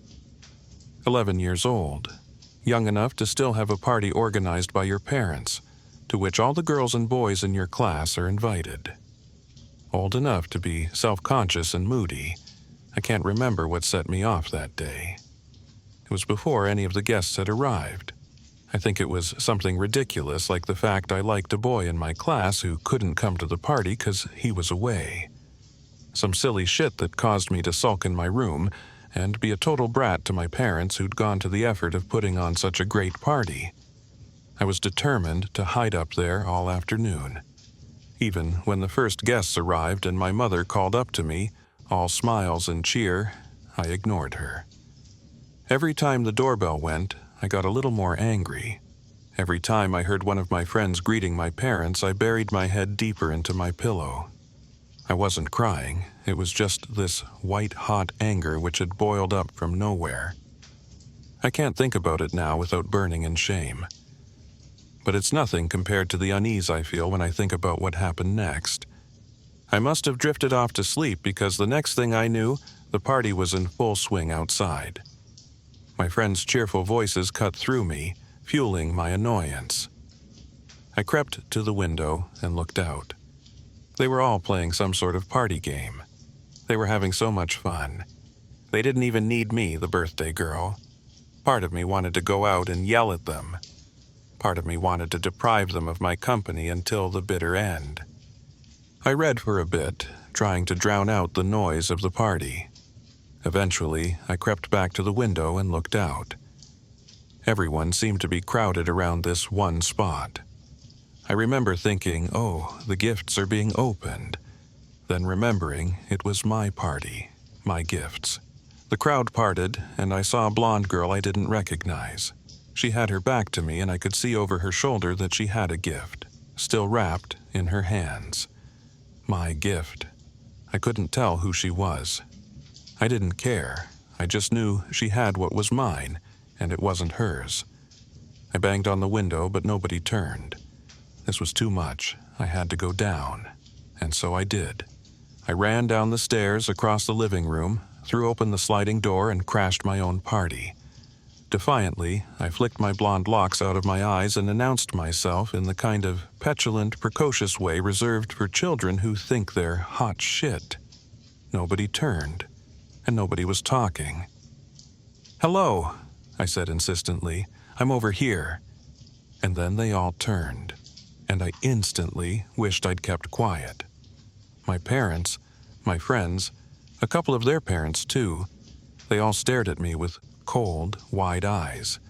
And in those eyes I saw pure hatred, pure disgust at the little girl who stood before them, daring to ask for their attention at her party. And my mother, the look of disappointment, of repulsion on her face, that cut me the deepest of all. And it was my mother who first opened her mouth, wider than I thought possible for any human being, and let out a shrieking, monotonous scream. Then my father joined in, and my friends, their parents, all staring, all screaming this one long, arduous note that resonated through my trembling body. And through the crowd I saw that little blonde girl darting back and forth as everyone else stood still and firm, her face never quite visible to me.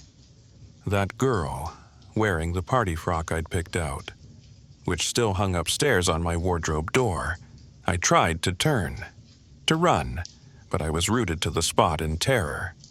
Then the screaming stopped, and my world went blank. When I awoke, the first thing I saw was the living room clock. I was on the sofa. I remember being confused because the hands said 2:10, but it was light outside. Had I slept for an entire day? My mother walked in. "You can't nap on your birthday," she said. "Your friends will be here soon." I never forgot that nightmare. It was the first of a few I've had. I call them divergence dreams, and I only share them with close friends. I laugh about them, but they've always terrified me deep down. That was the only dream in which I faced myself, which is why I didn't put two and two together until people started mentioning doppelgangers. And it's why I'm terrified to try and recall the other divergence dreams. I don't know what any of this means. Paul's awake now. I let him nap while I wrote this post. I need to talk to him. I need to get some answers about what I have done.